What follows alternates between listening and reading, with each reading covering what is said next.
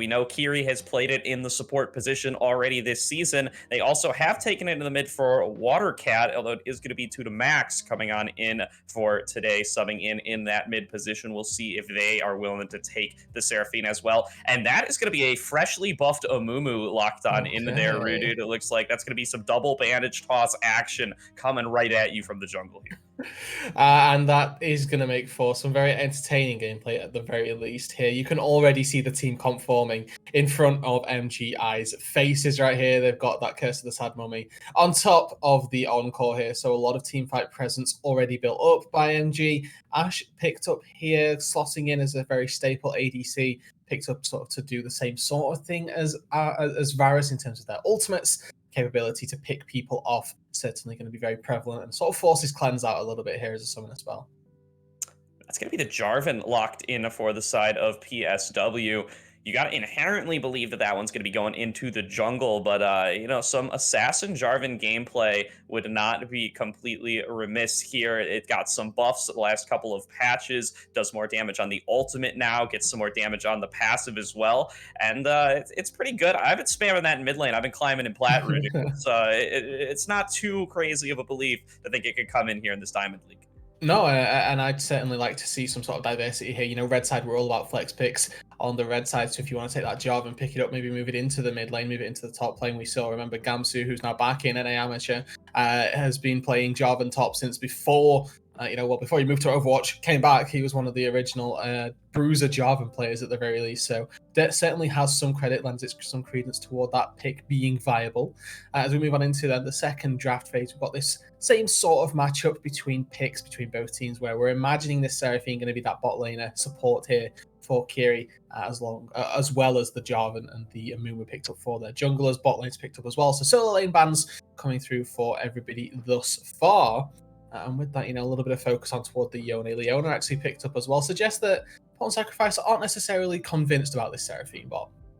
Yeah, that Riven ban in particular targeted towards Jace IRL over on the side of MGI. This guy came in at about week 4 into the season here for their side and has really done a lot to turn this team's game plan around himself here. He's now number 1 in KP for top laners, number 2 in damage percent. He is super valuable to this team. They really put a lot of resources into him on these picks like the Riven and, of course, his namesake, the Jace. And really excited to see what he's going to bust out in this game here. They're saving one of the last 2 picks for him in the top lane here. We'll see what Pawn Sacrifice White wants to take here for solo lanes. Hovering that Orianna, would not be surprised to see that one locked in. Super safe here. Goes with the team comp that they're building here with the Rakan and the Jarvan, and they are going to lock it right in. Yeah, I mean, we talked about the wombo combo that MG have, Pawn Sacrifice White. They've done near enough the exact same thing with this set of picks on the second phase here. Got themselves the Jarvan locked on in to pair with that Orianna. It's a tried and true combo from ages of old. Being able to slam that Cataclysm down into the Shockwave is a very easy combo to execute on as well. Up against 2 immobile targets at present in that Ashe, in that Seraphine. Definitely going to have a lot of impact here because they're going to have to expend Flash to get out, or they're simply going to get chain CC'd and die. GP as well fits into that brief right here. Yes, he's got an orange to cleanse himself away from, but it doesn't cleanse you over a Cataclysm, doesn't put you over terrain or anything. So once again, going to be needing to expend that Flash. And as you look at sort of things to be pivoted around here, it looks as though they may be going for a really sort of triflex going on here. That Maokai could very well be support here. Yeah, and that's what I expect to happen here, because the only champion on this list that can be taken in the mid lane realistically is going to be that Seraphine. Yeah. So, gotta believe that that's where they're going to be taking it here. And this is a crazy pick-centric comp they've got set up for themselves here. They got 2 big globals to CC up people, keep them in range for the Seraphine lockdown, for the Amumu lockdown, for the Maokai lockdown, and now on Sacrifice are hovering through a variety of top laners. Don't think that Tryndamere's real, but the Cho'Gath certainly could be. And that is going to be locked on in here to face off against that Gangplank. That's certainly one that we've seen being taken into that matchup quite a bit here in the ADL, and it is going to be showing its face here once again. And that is going to be what General Vici wants to take into Jace IRL's Gangplank. And I want to say here that whilst it may not lend to Jace ARL's play style here, that he could still take this Maokai. We've seen GP mid, Tobias Fate, one of the OG rework GP players, still plays Gangplank in the mid lane, and up against something like the Orianna, you could very easily take that and have some success down there, and then have yourself a more vanilla bot lane of Ashe Seraphine. So I don't want to, concrete say that either one of these picks is going in that position, and it really does come down to then what MG favor up against this Cho'Gath on the top side. If they take GP up there, maybe they feel that has a better lane than the Maokai does. If they want the Maokai up there, they're just as likely to send that up to the top side as well, and then flex those things around as according to what we just alluded to here. But for MG here, whilst they've got a lot of strong team fighting, their damage is still a little bit lacking here, and that will again lend itself to how they position the champions here, whether they send Seraphine to the mid lane with a more AP build, or if they should go support with a more supportive style build, because they've got two tanks. They've got Seraphine as well, potentially supportive style, and they've got GP and Ashe, who's not particularly well known for her DPS. So, of course, once she gets to 3 items, it becomes a different story with that Rageblade build that's coming on through most recently. But I do still worry a little bit for MG here with this composition. Yeah, the Wits End build going to do a little bit to diversify her damage profile as well. Gives you that bonus magic damage on hit here, which is going to back up a little bit with the side of MG, who are facing off against two very beefy boys in the front line in the form of this Jarvan and this Cho'Gath, and are finding themselves pretty short on magic damage here. The Seraphine going to be the primary source of that. Maokai support, back in the day, he was leading those damage charts with those saplings, but those days are a little bit behind us. Going to be seeing a little bit of a throwback, though, you've got to believe. If that is going to be the support Maokai, you got to believe he's going to be maxing those saplings. He's going to be looking for that poke damage, going to be looking for that bush control, and may very well end up being a significant damage source for this team as well. Meanwhile, the side of Pawn Sacrifice, it does look like that is going to be the Jarvan coming through in the jungle for them here for Bad. Bad, a player that also really has done a lot to turn around this team here. They are 2-3 prior to Bad joining up in this team. They are 4-2 now with him, and going to be his first game on the Jarvan here, continuing to expand that champion pool and continuing to bring a new form of value to Pawn Sacrifice White. And with that, then obviously we've had two people that have been bought into the season, bought into the teams midway through, and it comes a question of, are these the two focal points for MG for Pawn Sacrifice? Are they going to be so exclusively revolving around that, or are we going to see a bit of a diversion back to maybe times when their tries weren't so successful, and then go more toward a team-oriented play style in that sense? Of course, for Pawn Sacrifice, they picked up this Jarvan who is going to be a very snowball-oriented jungler that you want to be picking up, and if you can get something going in the early stages, then that is exactly what he wants to be doing. Yeah, he's got to be aggressive and on the map early here. This is Bad so far in his performance in the ADL has been #1 in CSD 15 for junglers here, but you're not going to want to just be sitting there farming your camps on this Jarvan pick. You're going to want to get those ganks happening pre-6, especially against this Amumu, who's going to be, looking to just farm up his camps for a little while, looking to get that ultimate in the tank. Does have some powerful ganks, but if he comes down to something like a 2v2, not really going to be bringing much in the form of damage, and not going to be getting too much extra damage from any of his other lanes either. We've talked about the damage profile on the side of MGI. There's nobody on their team who's really that assassin looking to really burst you out in just an instant. It's going to have to be a more sustained form of damage coming through, or a nice setup with this Gangplank, or with a numbers advantage from all the lockdown they have. Yeah, and it's going to be reliant on fairly heavily on that lockdown for MGI. These ultimates are very sort of dependent on how well their team fight goes here. And we talked about the Ashe as well, and I said, okay, well, picking Ashe sort of forces Cleanse. I look at the rest of the composition. Cleanse was already forced here in this composition, sort of a trial by fire when it comes to the CC here, where they've got Maokai root as well now on top of everything. They want to cleanse away from slows from GP. It does have insane value, which does put Pawn Sacrifice into a bit of a sticky situation for their mid, for their AD carry. Because typically you want your mid laner to be able to take TP, to be able to match split push later on. And if it is that GP mid who can quite easily side lane and have impact from that cannon barrage, it's something that could cost Pawn Sacrifice a little bit later on here. Of course, we have to wait and see which some of those have been locked in, who's going where, and all of these things to add up and for the stars to align before we can start getting into the real niche nitty gritty of it. But still, these are just things we've got to consider before we get on into it. Yeah, trial by fire, certainly flavorful for the Gangplank squad here. Now, going to throw it to a quick break while we get loaded on up into game #1, but do not touch that browser. We are going to be right back as soon as we're loaded onto the Rift.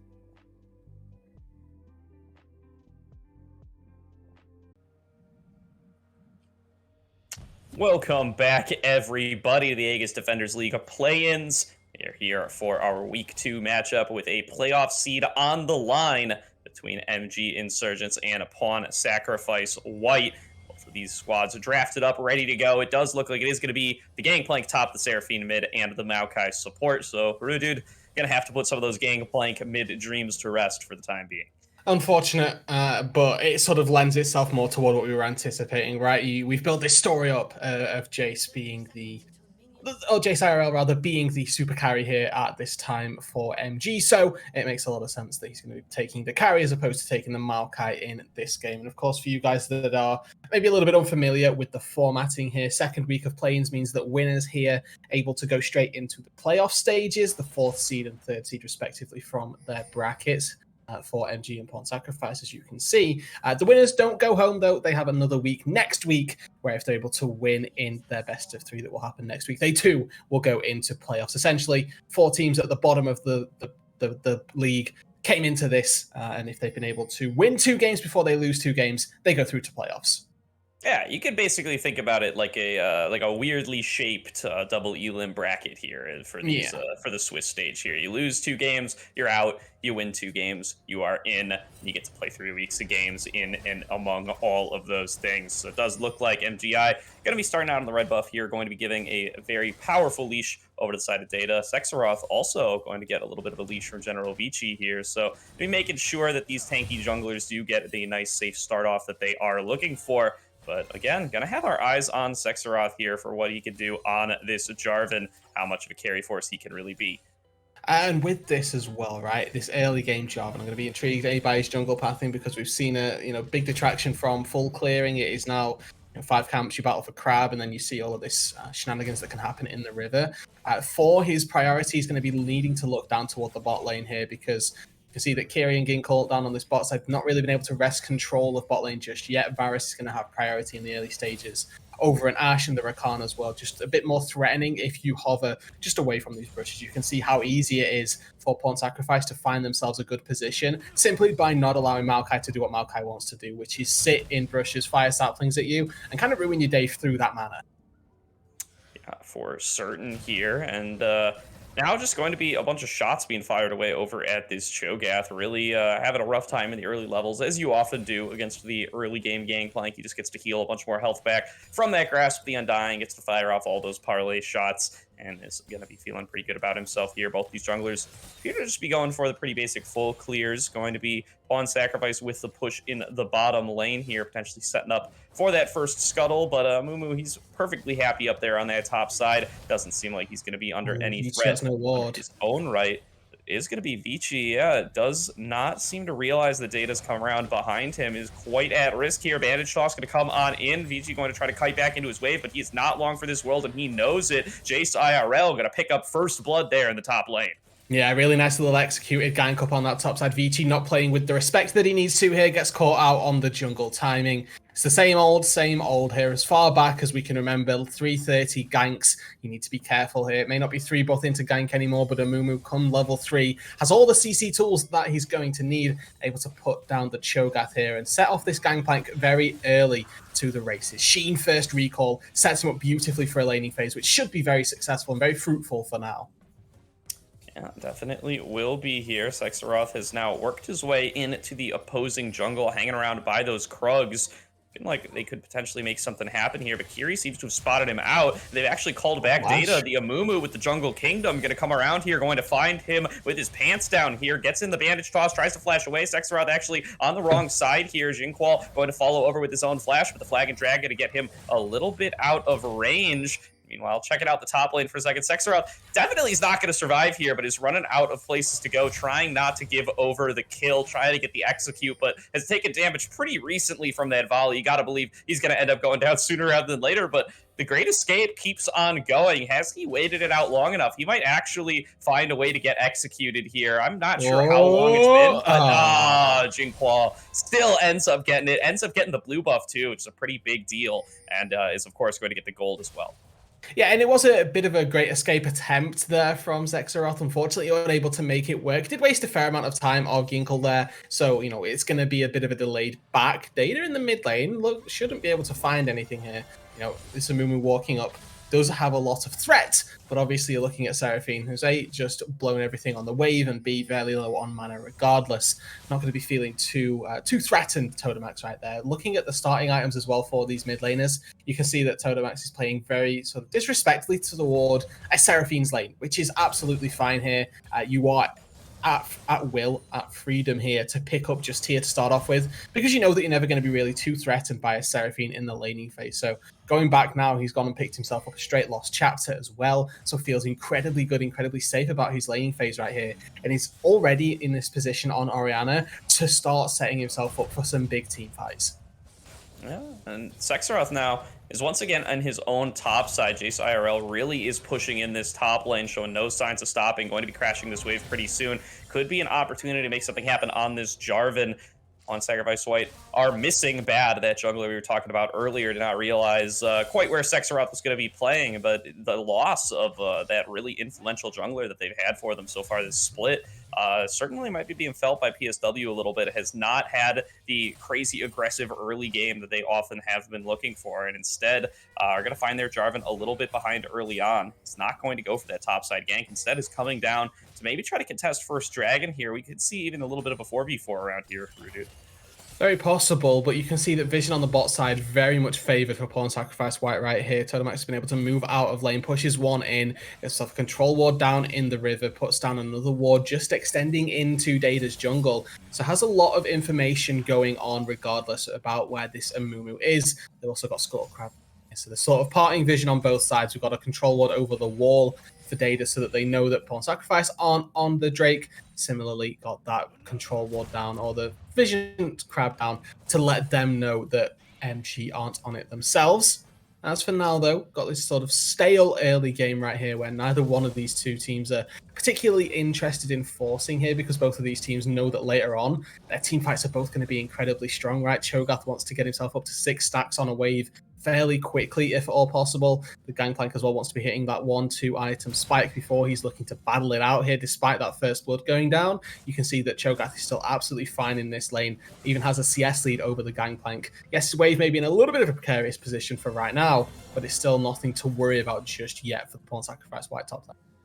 Yeah, and level 6 has been ticked over by both junglers now, and as I say that, Watercat's going to get engaged on here. The dive comes on through from Legitsack, and they just burst right through Watercat. No flash available, no encore going to happen either. They just don't have the time to get him across. Data going to be taken down as well off the back of those 3 members. Just stays locked up in the Cataclysm, gets taken down by the damage. Legitsack keeping the shielding, keeping the healing up to keep everybody alive, and it's going to end up being a 2-for-0 in favor of Pawn Sacrifice White. They strike back, they equalize the scoreline, and they're going to look to start up this dragon.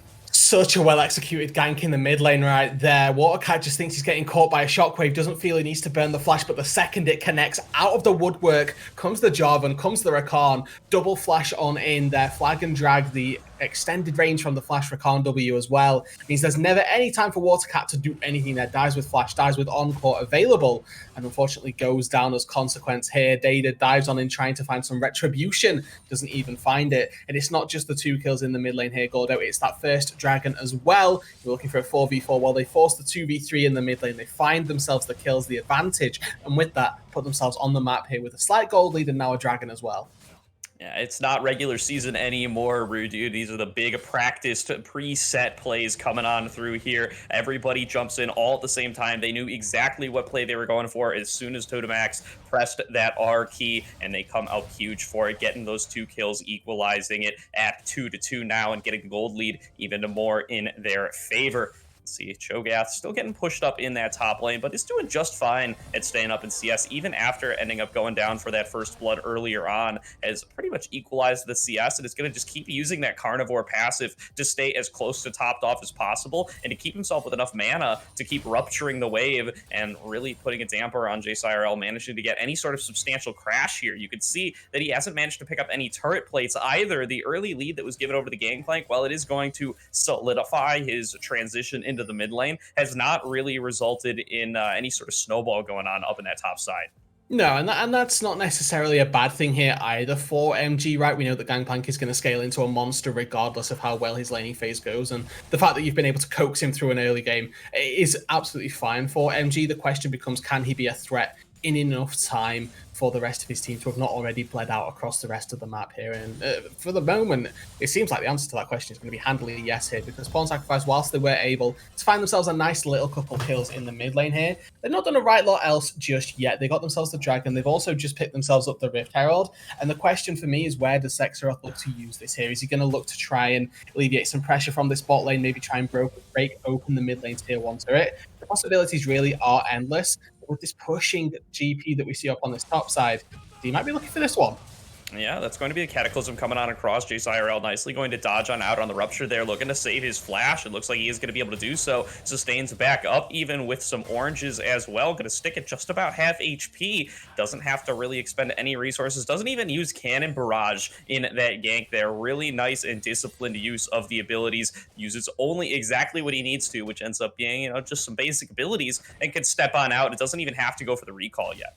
And whilst it was still a very good dodge from Jace IRL, we have to sort of remember here that you should not be missing those ruptures. If you're locked inside a Cataclysm, you can place it down in the center. It does enough to cover the vast expanse that Jarvan puts you down in, so you shouldn't be missing out on those. You should have been able to get that chain CC and at the very least force the ulti first or something of the like here. Jace IRL doing a very good job to get away without using any of those summoners, without using any of those ultis either. So, credit to both sides, where we need to be giving it. Sekhiroth, though, forces or sort of using that Cataclysm here to no avail, really. That was the opportunity where he could have maybe looked to maybe break open this top lane and put the Cho'Gath back in a very decent position here. Not to say that he's not already in one, but that Rift Herald was maybe going to be looked to be used right there. Didn't get the look, didn't get the kill, so they're not going to be using it, not going to be expending their resources up there just yet. And now the question once again remains, where does this Jarvan go? Because at present, Data hasn't particularly done too much in his jungle. It's just been farming on up, looking for that. Oh, good flash actually from Watercat there, but it's this. Where does the Jarvan go? Because Amun was playing very actively right now. Yeah, certainly the case. There do appear to be a little bit of group in mid lane, but General Vici getting engaged on in the top lane. The Rift Herald going to be summoned up there, but General Vici going to be forced to flash away to avoid the barrel chain, but he's now on the wrong side of the map. Going to have to walk right back through Jace IRL if he wants to get back to his turret. The flash going to come through from Jace, though. Does not want to get himself feasted on down. Playing a little bit of a cat and mouse game here, stepping back and forth. Shots going to come on through. General Vici taking it incredibly low here. One more parlay is going to do it. Jace IRL comes on through, closes the gap, takes the shot, and finishes the kill, bringing himself up to 2-0 in this top lane. The Essence Reaver coming up huge there, dealing the extra damage and keeping Jace IRL ahead in the top lane. And this is really good here for MG. This is exactly what they need to keep themselves in with this sort of pace that the bot side of the map is going with right now, because Totomax is amassing a nice CS lead down on the bot side, constantly forcing Watercat under turret. You can see that the turret plates are 3-0 in that mid lane right now. So this Orianna has a larger influx of gold than the CS advantage may just appear at present. The fact that your GP is winning up on the top side gives you that pressure point to trade on back. You can see with the gold right here, we've got a 1k lead in the top side for MG. We've got about a 700, 800 in the mid lane for Totomax. So about equalized as Sekhiroth comes in. Yeah, going to be jumping onto Kiri here. A little bit caught out, going to be forced to flash away. That's going to be the Encore locking onto Sekhiroth, going to follow up with some CC, but Watercat finds himself a little bit caught here. Legit Sat came in with the flank, picked up the kill as well. That's going to be another fight one for the side of Pawn Sacrifice White. They're going to secure themselves control over this second dragon, and they're going to look to move themselves up to 2-0 in the dragon game. Going to be very close to that crucial soul point, exactly halfway to the soul, and have now won out on that objective twice in a row. Yeah, doing very well here. It is indeed going to be that Ocean Soul as well here. So a very highly coveted one. It was a 50-50 on whether or not they were going to get the game gifted or the game not necessarily gifted by the soul. And, Ocean Souls can very easily break open a game here. Turret plates have fallen. And as such, Legit Sack moves on into the mid lane. Helps Totomax finish off that turret. Doesn't necessarily need the help, but will be grateful for it all the same, as after the death of Watercat there, definitely forced back into a slightly rough position and loses his turret as such. And we always talk about mid laners and control mages here when they lose their turrets, that they feel so sort of lost really in terms of what they'll be able to accomplish here. And this is another one of those situations where Watercat now has to play with an incredible amount of respect, because from any single angle, a Jarvan could come over the wall or a Khan could come flying over, and with no flash, you will just die.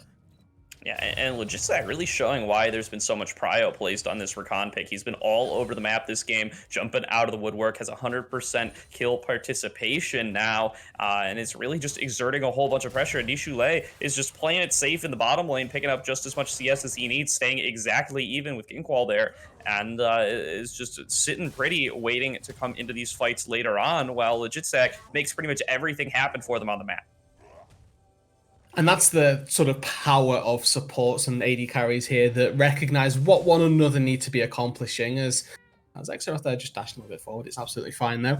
You know, you're sort of seeing here that this Maokai isn't having the same impact as the Rakan, and you know, quite frankly, that does come down to champion picks, right? Rakan is going to do more on a roam than a Maokai. Maokai much better at gaining vision and helping out in that regard, but when it comes to an all-in here, not necessarily going to be looking to have the same impact that this Rakan will do. And in part, it comes to this heal, but Zexroth may be looking for Jace IRL right now, does get into the brush and may just be fine. Yeah, it's going to be the ulti coming on through, though. Followed it up with the damage from Nishule. No flash available for Jace IRL, and that's going to mean Sexaroth picks up that kill, but that's a big three-man Curse of the Sad Mummy. Comes on through for Data, keep them locked down, picks up another kill, and now going to be moving on to General Vici, looking to make it 2. The double kill goes over to the MGI jungler. Now Totomax has found Ginkwall in the bottom lane. They're going to be going back and forth onto each other here, but these are a lot of volley shots coming on across from Ginkwall. Flashes forward to avoid the shockwave and picks up the 1v1 solo kill. Nicely played in the bot lane for MGI. Nicely played in the top lane as well, as they pick themselves up 3-for-1 across the map. Really big swing right here. You can see that even with that, Pawn Sacrifice is still ahead on gold, but Ginkel's going to be able to whittle away at this turret down on the bot side. A really well played 1v1 right there. Knows he's got the flash, knows what he needs to be dodging out on, and even so, able to just dodge out of command attacks and dissonances right there. Took almost no damage from the Orianna pretty much throughout that fight. It was an overextension on the top side as well by PSW. I said that this Jace should be fine, and well, whilst he wasn't, it was because there was a big collapse that came through from the rest of the squad, able to collapse and get 2 kills for themselves. But now Ginkel, he's in trouble himself, overstayed a little bit. TP comes through. Yeah, Vici is here. 2 more TPs on their way as well. Can Ginkwall survive for long enough? Looks like the answer is no. Feast comes on across, not quite enough to finish him off, but there goes the shutdown. Now Jace looking to at least try to make this even. Can't cancel the TP anymore. Buddy looking to trade out a Sexaroth, but that's going to be the regen coming through from the Core Drinker. That's going to be another kill picked up for 2 to Max. 2 more picked up for Pawn Sacrifice White, and every time MGI make a play to get themselves ahead of the game, Pawn Sacrifice White responds and gets themselves enough to equalize. They're going to try for a play there onto the Seraphine, not going to end up picking up on anybody calling down reinforcements, but it does not look like too much is to be had. But as I say that, the mid lane are going to be locked on down here. That's the Cataclysm coming on through. Sexaroth going to be able to pick up that kill, and they're going to actually pull themselves to the kill lead for what I'm pretty sure is the first time this game, as they look to take on down the bottom lane turret. And remember, with no flash, this backline just gets melted right here. You have to be able to flash out of Cataclysm, have to be able to flash out of Shockwave, right? And there's only so many times that you can do that inside 5 minutes. And unfortunately, it is going to be MGI that are sort of starting to learn that the hard way here. As soon as we see it, Ginkel, he was also forced to use the flash in the 1v1, which all very well and good. But as soon as he gets collapsed on by a Jarvan, has no real way out right here. And we've got this sort of bruiser build, which feels like an assassin when you're playing an AD carry. Try as Ginkel might here, the Jarvan is just simply stronger on these 1-2 item spikes right here, with the Sterak's coming through as his second item. Going to be a fair while before this Jarvan starts to feel lackluster in his ability to kill the Ashe, so waiting to see what Ginkel has to say about that, as Data is in the wrong side of this neighborhood. Yeah, does not have access to the flash either. Does have Curse of the Sad Mummy to try to lock down these 2 beefy guys jumping on top of him, and that might be all they need is the encore over the wall, the cannon barrage. It all just comes across, and it picks up an easy double kill for Watercat in the mid lane there. Big bait from Data turns into 2 kills for MGI, and now they just might get themselves their first dragon of the game. Yeah, Drake's going to go over easily here, and they may even look to try and take Rift Herald as well right now. If you wanted a sort of glimpse into what MGI are looking for team fights, it's exactly that. If they can find that with more members caught in the chain CC, they're going to be in an absolutely beautiful position to start trying to take this team fight. This is that AP Seraphine that we talked about here, so he's going to be dishing out a large amount of damage regardless. Now Totomax may be looking for a pick. It's like he's just going to be a little bit of poke more so than anything else. But with all this, right, you can still see that Pawn Sacrifice, they've got 2 turrets. Ooh, Shockwave, though, comes on through for Totemax. They're going to look to pick up the solo kill, and they do manage to Yeah. do so. Big different look from what happened with Gingqual in the bot lane earlier on. They land all the abilities this time and are actually able to win out in the 1v1. Now the Rift Herald going to be picked up for the side of MGI, but the re-engage is coming through from Legit Sack. Over the wall comes Sexaroth and General Vici looking to try to pick up onto somebody as well. So far, have not been able to lock down on any targets. The arrow's going to rain on across from Nishu Lei, but the disengage going to come through from MGI. They've got their Rift Herald. They've got their prize. They are going to hide back out under this mid lane turret, look for the reset, help to pick up some gold off that item later on as they are down 2 turrets to 0, and certainly would like to even that out a little bit more. Yeah, and that's the lion's share here of that gold disparity, right? With about 1.5k, the difference equates to roughly 2 turrets here, maybe a little bit more so just because we've got a slight CS lead in the mid lane. But overall, a slight little bit of disrespect as well that we saw from Jace IRL on the gangplank here. Gets himself a little bit overextended, pushing into this Orianna with really no reason to be doing so, and gets punished accordingly. You know, really well played by Totemax once again to find that kill, pick himself up exactly what he needed to, and punishes the overextension.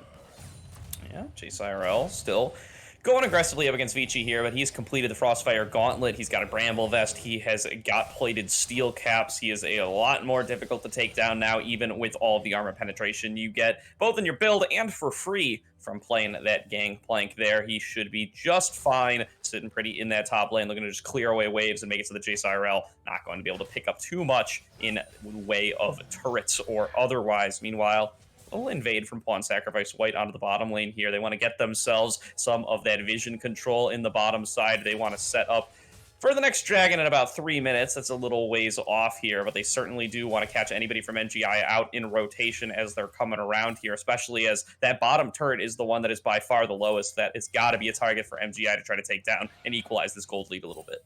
And I wonder, whilst we've got a little bit of time here, can we get a stack check on Cho'Gath as well, just to see sort of where he sat at with those? Is that 4, I believe, or am I misreading? I'm blind.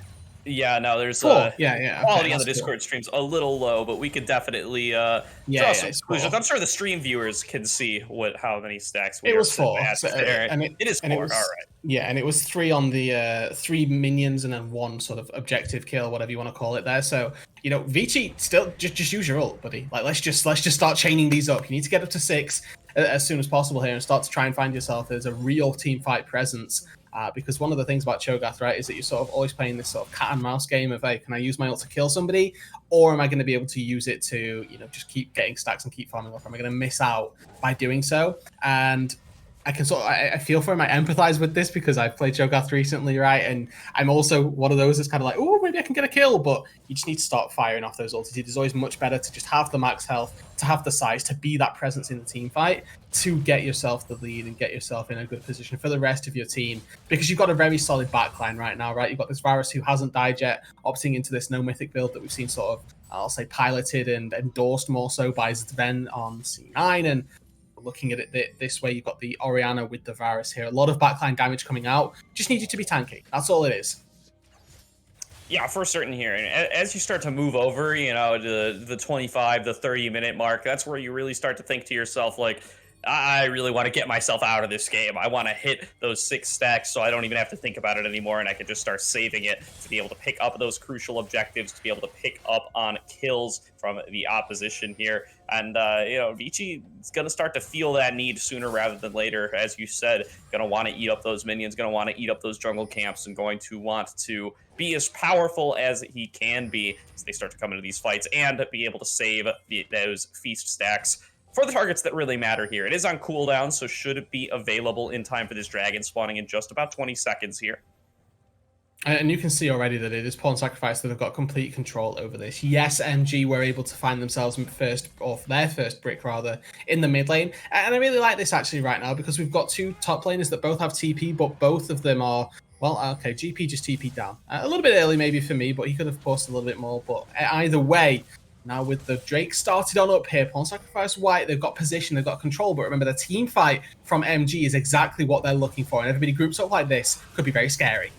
Yeah, Jogath running interference here, making sure that Data not going to be able to get those bandage tosses in. That's going to be the first Look at bandage the toss coming on encore. through, but it's a big encore onto 4 members, followed up with the Curse of the Sad Mummy. Everybody just getting locked down from the side of PSW. MGI are looking to sweep this fight. Double kill goes over to the Ash here, sitting at 4-1. Now they pick themselves up 4 kills for 0 off of an excellent encore coming through from Watercat. Locks down every single member from PSW and makes the fight easy. Yeah, they may have got the dragon here, Gordo, but they're going to lose the Baron, they're going to lose the fight, and now MGI are in a good position to maybe start trying to run away a little bit with this game. Their team fight composition does exactly what it's supposed to do. They lock everybody up inside the Drake fight. They want to find 4 kills. Totomax has to flash over to the wall to safety. The only one to not get caught out by that encore, and it is going to be a clean sweep here for the MGI squad. Really well played. That is exactly what their team fight has been built to do. This entire game, we've been building up to the fact that this team fight is going to be brutal. If they get caught out by it, it's going to be pain for Pawn Sacrifice. And unfortunately, they figure it out just a little bit too late here, losing out on the Baron. And now can MG start to push their advantage here? Remember that they've only got 1 TP. Watercat still has his, and probably has a good enough time in the side lane versus the Orianna to force something onto the turret. But this is probably going to be just a 1-4 setup. Try and get your GP in that side lane. Try and get him forcing out as well. Yeah, and that's just how multi-dimensional the MGI teamfight comp really is there. You can see Data spent so long in the front line trying to get his way in, trying to look for the bandage toss, but was just getting shut out by General Vici. And it turns out it doesn't even matter because Encore just gets extended through that very same Amumu who's getting stonewalled and ends up picking up onto every single member of a Pawn Sacrifice White that we possibly could. Which makes the team fighting from MGI really so much easier for them, whereas PSW, they need to try to find everybody grouped on up. They don't really have that kind of long-range option that the Seraphine presents. They have Varus Ultimate, but that's only really going to be able to lock down on 1 target or so. Yeah, obviously, it's not as easy here, and for Pawn Sacrifice, they need to start trying to find a way to take these team fights here, because they have to dodge out on these ults, and that's really what it comes down to. They still have flash across most of their members because they were all caught out. Totomax.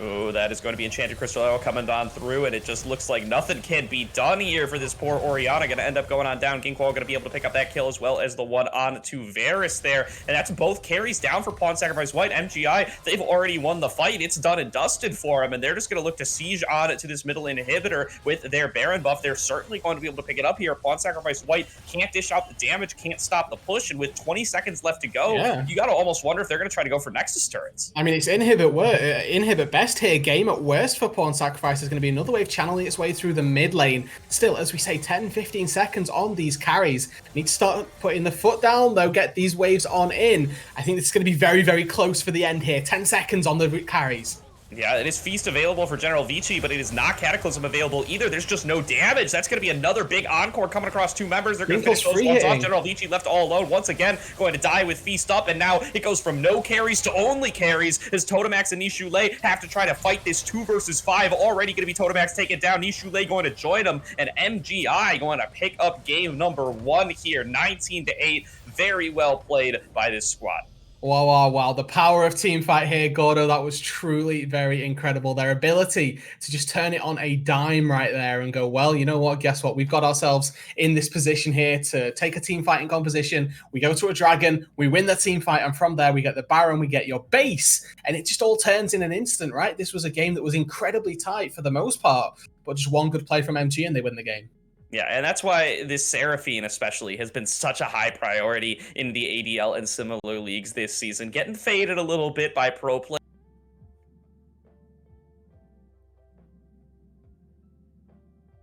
Welcome back, ladies and gentlemen. It's week 2 of the ADL play-ins, and Pawn Sacrifice White are going to be looking to strike back up against MGI here in Game 2. They've already locked themselves an Ashe here for their first pick. Going to be stealing that little piece of technology away from MGI. Is MGI going to lock in the Ziggs in response? And they're hovering that Amumu again, Rudude. They might be taking it with or without Seraphine, as that one's already hit the ban list, and it's locked in. Yeah, absolutely free right to do so. Was incredibly influential in those team fights, did exactly what it needed to. And, if they take it once more, absolutely no qualms here. They've paired it up with the Ziggs as well, which is just an immeasurable team fight combo already once again.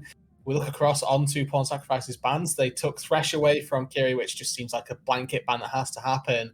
But then Seraphine and GP coming through as those second, third bans again after the first game makes complete sense, and it's going to force MG into something a little bit different. Yeah, and now upon sacrifice, gonna lock in the Lilia here. That's their new answer.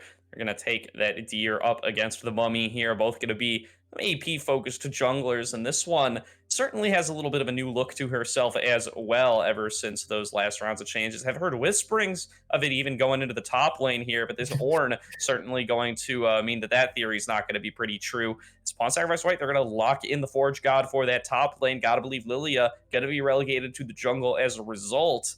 And again, going to be a real pick-focused composition from Pawn Sacrifice White. Yeah, they have themselves a lot of engage already from this team composition, right? It's not something that they're particularly lacking at present. Ash Arrow does it. Lilia Bowling Ball can be an engage as well if you're able to find enough people with that or just the right priority target. Ornn as well needs no introduction in his terms of introduction to fighting. Camille locked on in as the answer for MG. So JSIRL once again going back to this sort of carry top style. This time doesn't have to blind pick a champion. Obviously blinded the GP last time round and did absolutely fine, but has himself option of counter pick. Goes for the Camille into the Ornn. You can think of the outplay potential already using that Hextech Ultimatum to jump over Ornn's R2, even using Hookshot to stop it from happening as well. There are plenty of niche in applications of CC or dodging that you can use this Camille for, and this Camille once again going to be able to dive into the backline and find a lot of presence, not only in a side lane, but also in a team fight, trying to focus somebody like an Ash down. Not too difficult at all.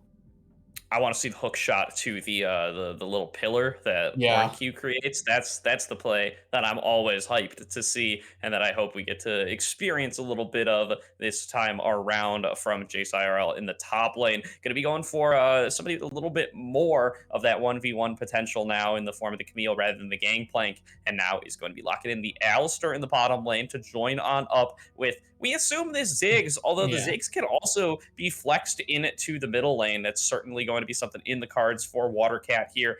I believe Watercat has already busted out the Ziggs mid once or three times so far this season. Take a look at my notes. So it's definitely going to be something that's in the cards here. This is not a guaranteed Ziggs bottom. No, up against the Zed.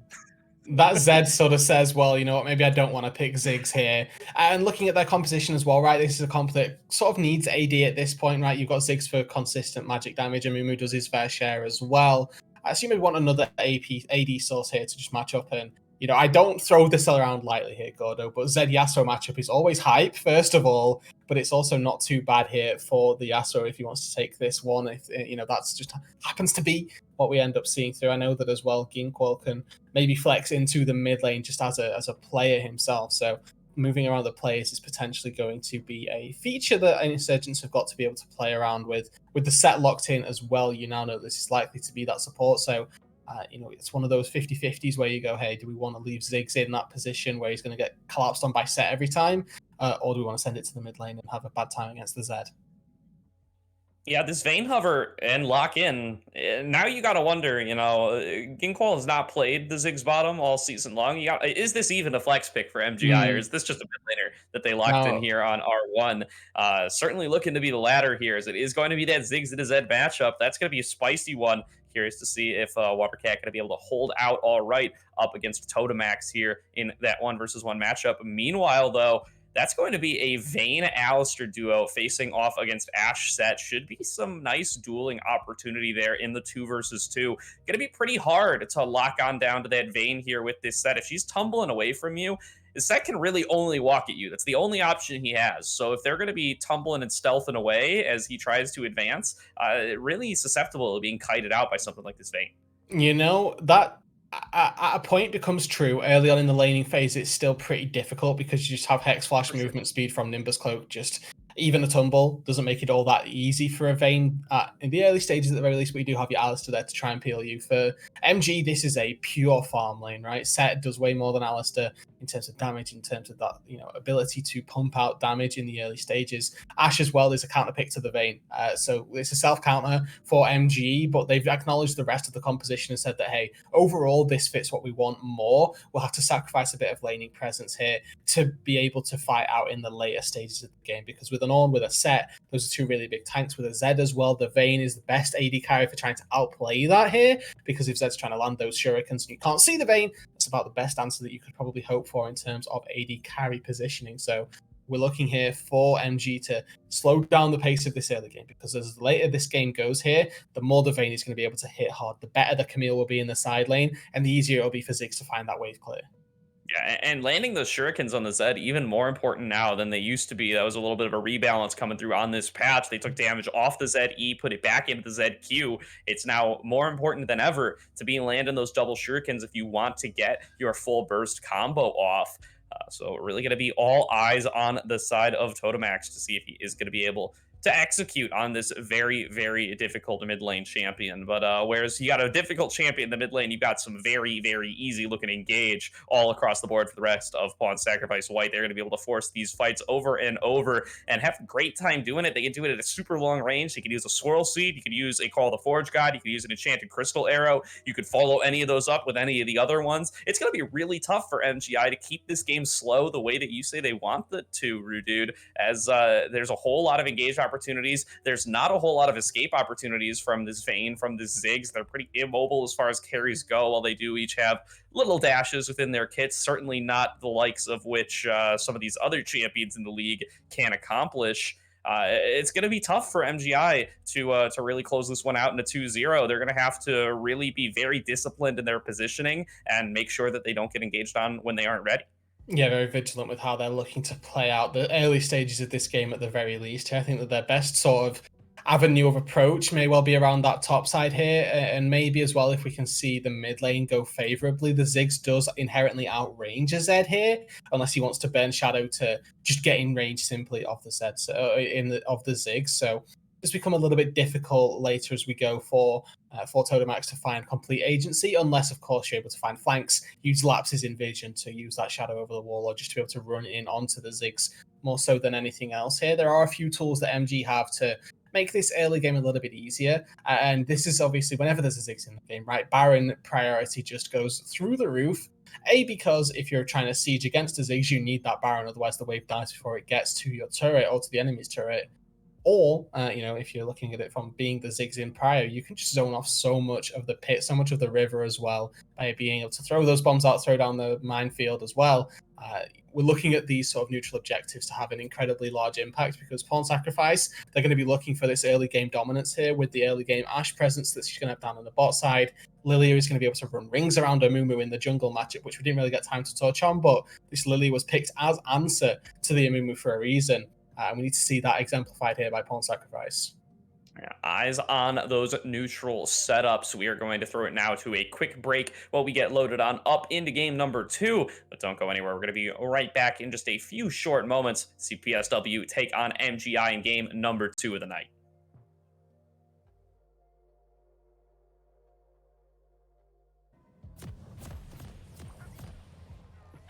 Welcome back, everybody. We are right back into the Rift for week 2 of the ADL play-ins. Pawn Sacrifice White taking on MGI here, who were just able to take themselves a nice little win in game number 1.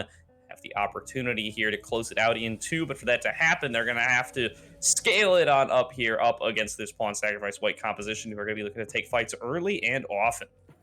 Yeah, honestly, and that's exactly what we're looking for from PSW here. This sort of early on aggression means we want to be seeing some sort of presence, some proactivity, there we go, out of the gate here to start putting some wards down in the jungle. Maybe try and plan around where Data's going, start stealing away his jungle camps, because that's something that Lilia can do very easily.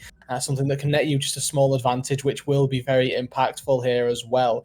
We can see that we've got the Dark Harvest Lilia as well, so this is going to be a very damage-oriented style, not the phase rush which we might have expected. So definitely going to be a very interesting start, very interesting open on up here, because for MG, remember, if they're able to just sit back and farm, we give them the advantage in the later stages just by nature of having Vayne into Ornn and Set. Yeah, for certain here, and Kiri busting out the cowbell a little bit there, getting us all ready, showing us all he does not fear the Reaper, as they're going to be Setting it up for this early on leash. Once again, going to be making sure the Data has a nice, easy time with his first buff. This Amumu, definitely not the most powerful of level 1 junglers. Definitely going to appreciate that little bit of help going his way. As Jace IRL is looking to jump General Vici here right at level 1. It looks like going to be going for that trade. Going to get the double Qs on across for that true damage. Going to dodge out on the Ornn Q as well. So pretty nice early trade to get Jace IRL started in that top lane. Meanwhile, the bottom lane going the opposite way. You can see exactly what you're talking about earlier, Rudy. That Ashe just lands the volley, gets some auto attacks, really countering out that Vayne, making it so that she does not feel particularly safe or healthy early on in this laning phase. And Alistair as well at level 1 is a walking health bar. Unfortunately, doesn't really do a right lot. You sort of walk up and you threaten the ability to pulverize, but very infrequently are you actually able to. So this bot lane is going to be very, very difficult for MG down on the bot side, at least early on here. Probably going to want a recall or two, maybe even a Vamp Scepter in Ginkle's inventory before they're looking to try and take too many fights. A little bit intrigued by the PTA. Maybe Fleet Footwork would have been better served here. I'm not too sure how often they're going to be able to get PTA down, at least in the laning phase. But it all sort of comes down to, are they able to weather this storm? And if they are, then PTA is going to have untold sort of value later on. Yeah, I think conceptually it at least works with the lockdown they've got, right? They got Alistair, they got Amumu, they have Camille even coming on through with the Hextech Ultimatum. It's easier to land 3 consecutive autos on a one target, which is what you always want to be doing on that Vayne regardless. But for certain, going to be a rougher laning phase without that fleet work, without that sustain that it does present for you. Meanwhile, you can see in that top lane, just taking a look here, Jace, he's kept the health bars pretty much where he put them at level 1 there, and is just keeping it out, keeping farming on out, keeping pretty safe here. Has Data up on his side of the map. Could potentially be an opportunity to get something going early, but with the Bellows Breath coming through from Vici, should be pretty hard to lock that one on down. Instead, just going to be the junglers trading away scuttlers, as you do in the early game. Not going to be too much action, which is at least how MGI would like it to be. Yeah, and so we're looking here once again to sort of see if this Lilia can make something happen in the early stages, or if we're going to be starting to see a fairly slow-paced game. And honestly, for PSW, if I can see them set up freezes in this bot or in this top side, then that also sort of lends itself to a very strong ability to close it or sort of break into a very nice early game position. Good little play here from Legit Sack there. Very small thing, but just getting that Haymaker and chunking Alistair down to about half HP. Forces out a potion, gives you just a nice little advantage there. We are seeing as well, I mean, at least on the minimap, Data spending a little bit of time up on that top side, wanting to see if he can find a gank, but unfortunately unable to do so. Meanwhile, we've seen Sexroth already force a recall back and out onto the map already to get himself in a farming position. So at least in terms of jungle tempo, this Lilia is ahead of the curve of Data for right now. But at least, nothing too untoward here. It is just a slight advantage for the time being that hasn't necessarily been punished. Yeah, both these junglers really do, once they get going, end up clearing just so incredibly quickly. Lilia with the movement speed, and Mumu just by being able to dash around with the bandage toss, especially now that it has those charges and just the ability to continuously reset with those tantrum charges. Going to be clearing out onto his Gromp, going to just be continuing to move on through this jungle as the Lilia wants to as well. To potentially go for ganks where they present themselves, but otherwise happy to just keep those CS going into their pockets. Meanwhile, going to be the first recall of the game coming on through from Jace IRL. Going to pick up that Sheen. Going to be looking for a little bit more trade potential up against this Ornn, who is doing the very same on his side of the lane. Has gotten the freeze right in front of his tower, right where he wants it, making sure it's not going to end up crashing on in. And so should have a nice little fat wave waiting for him once he does find his way back to the lane. And that's certainly the hope here. I wonder as well if PSW have themselves a little Drake timer here, because Ginkle and Kiri are looking to try and force this wave under the turret so they can reset here. But you can see Nishule is actually backed, got himself a Vamp Scepter, and is now in perfect position to try and force something to happen. Be it that he pushes the wave in and they move to Drake whilst their junglers on bot side and we see Data up on the top side, or whether it's that they just sort of accept the freeze and they're in a good spot, but Ginkle now in trouble. Oh, the flash comes through from Legit Sack. Going to be going on to Kiri here, who's going to flash away, trying to get out of the range of this Lilia, but just not going to be able to do so. First Blood going to end up going over to Legit Sack. Flash is blown by both bot laners in order to pick that one up, but it is certainly worth it as they get the flashes out of their lane opponents and they pick up the First Blood as well, looking to move over on to this first dragon of the game. One Sacrifice White, they strike first as we expected them to, and it is successful. Yeah, that timing, as as I just touched on, right? It was so beautifully executed. Really good laning coming out of the PSW bot lane so far, having this wave in such a good spot that Ginkle hasn't yet managed to take a reset just yet. And by the way, as well, amazing flash from Ginkle right there, near perfect on the reaction time off of the set flash too. But unfortunately, it cost Kiri his life and does end up going down. The cow, unfortunately, not feeling too great about that one. But this is still a really good start for PSW. It's exactly what we were hoping for from them. Seeing a nice CS lead as well in the mid lane start to amass itself. Totomax currently about 10 over the Ziggs here at present. Oh, the all-in coming into the mid lane. Totomax looking to try to finish off that kill. Not going to land the shurikens, though. Just going to end up forcing Watercat into a little bit of a recall here. He does have access to the Mega Inferno Bomb to try to clear on out this wave. Going to try to throw out some bouncing bombs to get it away if he can. Does see that Legit Sack has come on up as well. Totomax still has access to that flash, too, so the Living Shadow, really something Watercat's got to be worried about. He flashes forward once again, though, isn't able to land anything, gets satchel charged out of the way, isn't able to land any of those shurikens, and so Watercat going to actually claim Totomax's flash for basically nothing there, and still is just sitting there farming on up with bouncing bombs. Call it panic, call it, you know, predicted, whatever you want to call it here. Double W, call it lag, okay, that'll do. Double W from Ziggs is a really good little miniature CC tool that works very well versus a Zed regardless. Just because he's able to, you know, obviously insta CC up that Zed and makes landing those shurikens even more difficult just by nature of being jetted over Summoner's Rift a little bit here as well. Nice effort from Totomax, but again, really well played by Watercat to make away and sort of play safely on this Ziggs right here, doing what he needs to here. So far, if you can survive another all-in from the Zed, then that's when you get to the position where now you can completely not interact with the Zed, throw a Q from Frog of War, essentially, clear out the backline and be absolutely fine. Yeah, and as you said there, that's first Zed all down for no real value, and that's going to be a pretty major hurdle for the side of MGI to have overcome here. They're going to be looking a lot safer in that mid lane now. They've got a timer where that Zed ultimate's going to be down. We are back into the game here as now Jace IRL going for the all-in here, going to throw down that Hextech ultimatum. A nice charge, though, from General Vici means that Jace going to have to flash away to avoid actually getting knocked up, taking extra turret shots. And that Vici doesn't even have to use his flash there. That's Jace committing more than the opponent does. And now Sexaroth has come on up as well, is looking to collapse here, is going to get that Dream Powder onto him, going to pick up the kill for General Vici. 2-0 for Pawn Sacrifice White now as they get themselves another kill. Yeah, and I wonder if the Camille could have just based in that brush right there and got away with it. I don't know, completely hypothetical, but still a really good gank effort from Zexaroth once again here. 0-2 on this Lilia. Pretty much exactly where he needs to be on the map, and once again here, Deident not quite having that impact of the Amumu that, you know, not necessarily that you would like to see, but that he's able to match pacing. Oh, that's going to be the Lilting Lullaby. Landed on a Watercat here, just stuck in place. Going to get taken on down there. The damage from the Shurikens is massive. Sexaroth going to help out by picking up, once again, another kill. There are 100% KP on the deer in the jungle. Has gotten somebody ahead in every single lane now, as Pawn Sacrifice White are continuing to accelerate the pace of this game and have themselves a 1.5k gold lead. Yeah, and if you look at the top side of the river right here, it's completely dominated by Pawn Sacrifice White. The sort of tracking and vision that MG have got is non-existent up there, so this Lilia is pretty much free to roam. Next flash coming on through from Kiri, going to land the pulverized headbutt, looking to lock down here onto this set, who's just going to get bursted through. No haymaker available, no opportunity to use it. It just ends up going down with pretty much everything still available. Kiri, unfortunately for the side of MGI, going to be the one who ends up picking up that kill, but certainly better than nothing, so they are going to get the push in this bottom lane. They're going to get a little bit of relief as Kiri's getting engaged on in the jungle here. Sexaroth on this Lilia doing a whole bunch of damage. It's going to be the Condemn, not going to be enough to protect Ginkwall's support as another kill goes over to the side of Pawn Sacrifice White.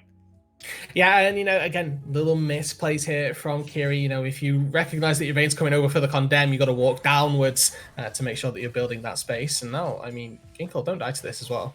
Yeah, Ginkwall, once again, going to find the fate that his support just did, looking to clear away that ward, going to run right into Lilia. Sexaroth going to get some damage across, but recognizes that, you know, this Vayne bites a little bit harder than the cow does and is going to be forced to back on away. Yeah, and forcing final hour as well. It may not be a big thing in terms of how the bot lane has been functioning, but forces the ability to maybe go for a bit of an all-in later on, so isn't necessarily all that bad by any means. For PSW, they've done exactly what they needed to so far for the early game. They've got also about 1,500 gold lead. Next objective should be that Rift Herald. Obviously, Drake spawns in about a minute's time, so gonna have to be fairly quick with their resource manipulation here if they want to go up to that top side and quickly snatch that up before the Drake, or before the plates rather, will be going down. So wait to see where they spend their resources for the next couple of minutes or so. But a couple of objectives coming up right here, and with this little gold lead that they've got, you expect it's going to be PSW collecting them all. Certainly going to be about 30 seconds to go on this next Dragon. PSW going to want to keep themselves stacking those ones up. Also going to want this Rift Herald, which is recently spawned, and Sexaroth's going to head right on over to, looking to start that one on up. Totomax now really just has a lot of threat over Watercat here, has to be very careful, does have access to the Seeker's Arm Guard, but that's not going to be enough against a Zed all in. Is Kiri going to find Legit Sack in the jungle, gets a little combo across, gets a little bouncing bomb. Not much else to be shown for his troubles. We're going to disengage. A little bit of support combat never hurt anyone, except the supports, of course. But either way, at present here, this is what we were talking about this Ziggs just simply outranging the Zed. You can see that it's cost him a little bit in terms of the CS because Totomax has been able to just zone him off wave after wave here. But at this point now is when Ziggs is just able to throw a Q at the backline. Shouldn't really be missing out on too much in terms of farm, and has even opted for the Seeker's Arm Guard first item. So an incredible amount of respect being paid over to the Zed, and if Zed doesn't find too much in the early stages, it's not all bad here, because weirdly enough, Zed is a very strong late game carry, as Data is now called. Yeah, Data just getting jumped on here by the jungle and mid lane from the side of Pawn Sacrifice. White is not long for this world. Going to get taken down by Totomax there, as now it's going to be Sexaroth flashing forward, getting the sleep onto the opposing top laner. The kill going to be picked up by him there as General Vici comes through for a little bit extra damage. 2 more kills go over to the side of Pawn Sacrifice White as they continue to exert their influence over this game, as they move their gold lead up to nearly 3K, and as they're looking to pick up some turret plates in this top lane.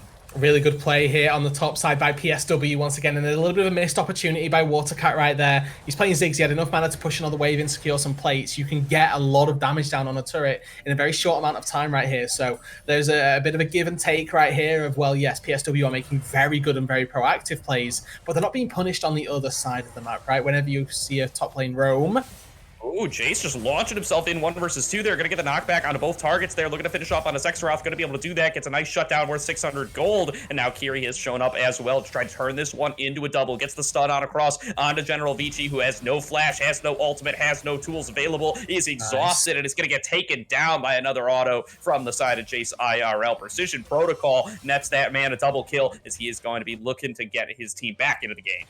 Okay, this is that punish that we were talking about, though. Alistair's top, what happens bot side? Ooh, that's a nice condemn, though. Gets Legit Sack out of the way, avoids the stun coming on through from the Facebreaker as well. Data taking all of the abuse, but Ginqual has managed to survive it, getting a bunch of damage on across, gets the autos, but is not quite going to be able to pick up the kill. And now the Shuriken's going to come on through, nicely placed by the side of Totomax, turns that one into a double kill. Ginqual almost managing to turn something around there, but he's just not going to have the opportunity. And now Watercat finds himself in an unfortunate position, trying to clear away from this wave. This wave clear is just a little bit too strong, though. Totomax used everything to pick up those 2 kills earlier, not going to want to go for anything further. It's still going to be 2 kills picked up in the bottom lane in response to the top lane play from the side of MGI. Yeah, so there we go. That's that cross map that we were talking about. And once again here, Watercat roams on down, isn't quite able to do anything with his roam timer, though. And, you know, unfortunately, just there to pick up 6 minions, which all told isn't worthwhile. When down on the bot side, you're losing your Vayne, you're losing your Amumu here. Remember that Vayne, this is going to be this big hyper carry of the late stage of this game for MG. They need to be playing around it just a little bit better, providing a little bit more protection, or at the very least trying to find advantages elsewhere. Jace IRL on this Camille, of course, collecting those 2 kills up on the top side, is in a decent enough position to potentially be a side lane threat. But we're looking at who they're going to send to answer. It doesn't have to be Vici on this own. You can send Totomax over there, and this Zed is very, very strong. Absolutely is here. It's now once again Legit Sack coming on around behind. Was everywhere on the map. On the Rakan is everywhere on the map. On the set, looking to lock down on a Watercat. Vici going to be the one who picks up that kill. But now Kiri looking to trade something back here. Going to be to carry Alistair. Already has 1 kill to his name. Looking to get another one here for Data. There's going to be the bandage toss. Going to pick up that kill. Curse the Sad Moni. Going to lock down Vici as well. They're trying to get their escape on across. But Enchanted Crystallero comes on through. The stun goes on to Totomax. That's the second bandage toss that patch gave you before. But it's just not going to be enough to turn around the fight. Kiri in a 1 versus 3, going to be taken on down by General Vici. 3 kills for 1 go into the side of Pawn Sacrifice White. Even when MGI try to turn something back, they just can't make it happen. Ginkwall now finds himself in the 1 versus 3, getting chased on across the map. Totomax going to Living Shadow over this wall shortly, goes for the lockdown. The knockback comes on through from the side of General Vici, and another kill goes to Pawn Sacrifice White. They picked up 4 members, and they're going to look to secure even more. Yeah, the patented no mythic vein flank has been denied today here because that was not the move. And unfortunately just adds on to this snowball that Pawn Sacrifice are able to find right here. Yes, Chase RL up on his top side is picking up a couple of sort of objectives himself, gets himself a turret, which is great for the Camille, but you're looking across the rest of the map. What they're able to collect is far more than just that turret's worth of gold right here. Yes, Watercat's able to defend 1 turret, but they're losing the mid lane one here, and honestly, that is worth more to you than a bot lane tier 1. Yes, you're providing some semblance of safety for one of your carries to farm down on the bot side, but it's not worth losing your mid tier 1 for here. And now the snowball beginning to sort of elevate for Pawn Sacrifice. They've got themselves a 5k gold lead here already, 16 minutes into the game, and Kiri could well be in trouble. Kiri about to face check once again here, does not have access to the Unbreakable Will, but the damage not quite there for the side of Pawn Sacrifice White. At least they aren't willing to commit too many ultimates there to just this lone Alistair, so they are going to end up backing on away, but they do have a substantial gold lead in their pockets here, a little bit over 5k. That's going to really put them far ahead coming into these later game team fights. They've already secured themselves 2 dragons. They're certainly going to look to build on that number going forward. And MGI, this is not the style of game they wanted to play here. We talked about how they wanted to keep the early game slow, and with about 1 kill a minute so far, Rudu, this game has been anything but. Exactly, and for MG, this question of sort of how well would they be able to mitigate the early game? The answer, poorly, unfortunately for them. But now they need to try and work on slowing this game down even further. Because, well, honestly, it's not too difficult. They just need to sit here, make sure that they're putting at least some semblance of vision down. This is perfect right here, because whilst that vision is getting swept away, it's alerted them to their presence, right? Data doesn't now go walking back into his jungle and get picked on out. Similarly, down on this bot side here, Totomax is clearing out these wards, which isn't getting, or isn't getting MG killed. So it's all these little things here that are slowly adding up and making sure that Pawn Sacrifice have to take these extra steps before they're able to pick up the kills, before they're able to pick up those sort of advantages, more so than they'd been doing elsewhere on the rest of Summoner's Rift. So they've still got these Ziggs to be able to play around. They've still got a very strong Camille in a side lane here. But I want to just see if PSW just swap that Z into it and completely mitigate that advantage, because for me, that's when the game becomes near unplayable for MG.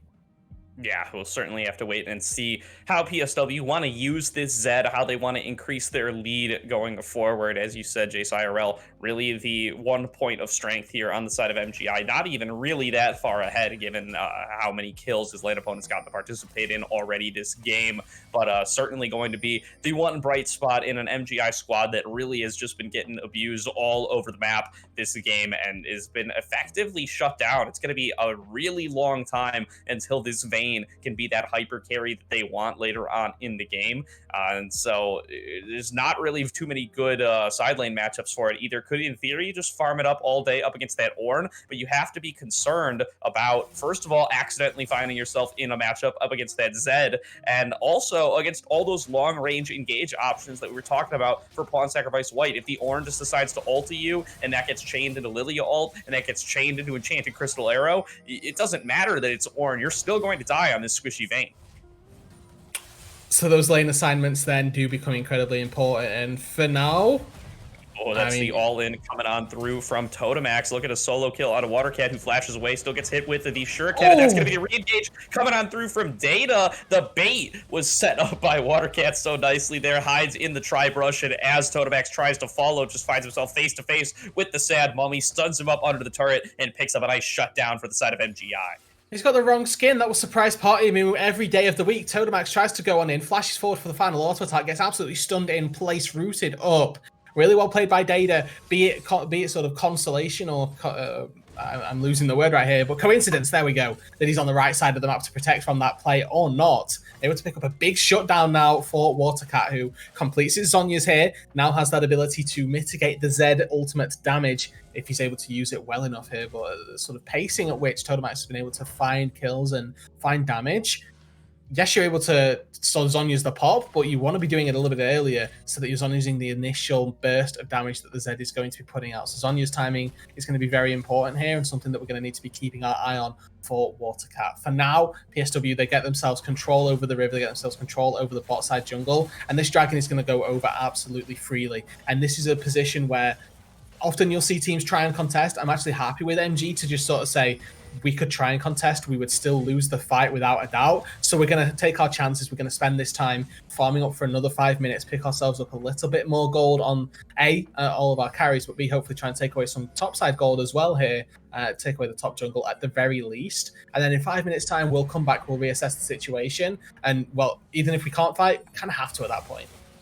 Yeah, MGI don't even have access to Curse of the Sad Mummy on the side of Data there, so their opportunities to win those team fight were very, very few. Definitely the right call to just try to trade away for some gold here, but it is going to be the collapse coming on through in the top lane. It does not look like Jace IRL has anywhere to go at all, though that's going to be the flash forward, fall with the Hextech Ultimatum, fall with the hook shot, try to create a whole bunch of distance, but the flash over from General Vici to try to keep this one going. Hook shot not going to be back up in time, and General Vici going to go on a killing spree as he solo kills his lane opponent there, or not solo kills at all. He's doing it with 2 assists. But that's going to be the setup for the Baron now coming through upon Sacrifice White as well. And that's going to be without a top laner. MGI just not going to have too many opportunities to contest. They're calling over Watercat from the bottom side, but this Baron is going down pretty fast.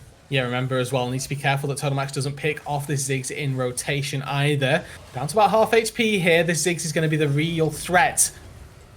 Yeah, there goes over the wall. Data going to lane Curse of the Sad Mummy onto 3. This is a nice setup for the side of MGI, but they're so behind on gold, they just can't execute on the fight. The execute going to come on through from Totomax onto Ginkwall. 3 more kills in the pocket upon Sacrifice White. They're going to get the Baron that they came for, and they are going to lose nothing for it.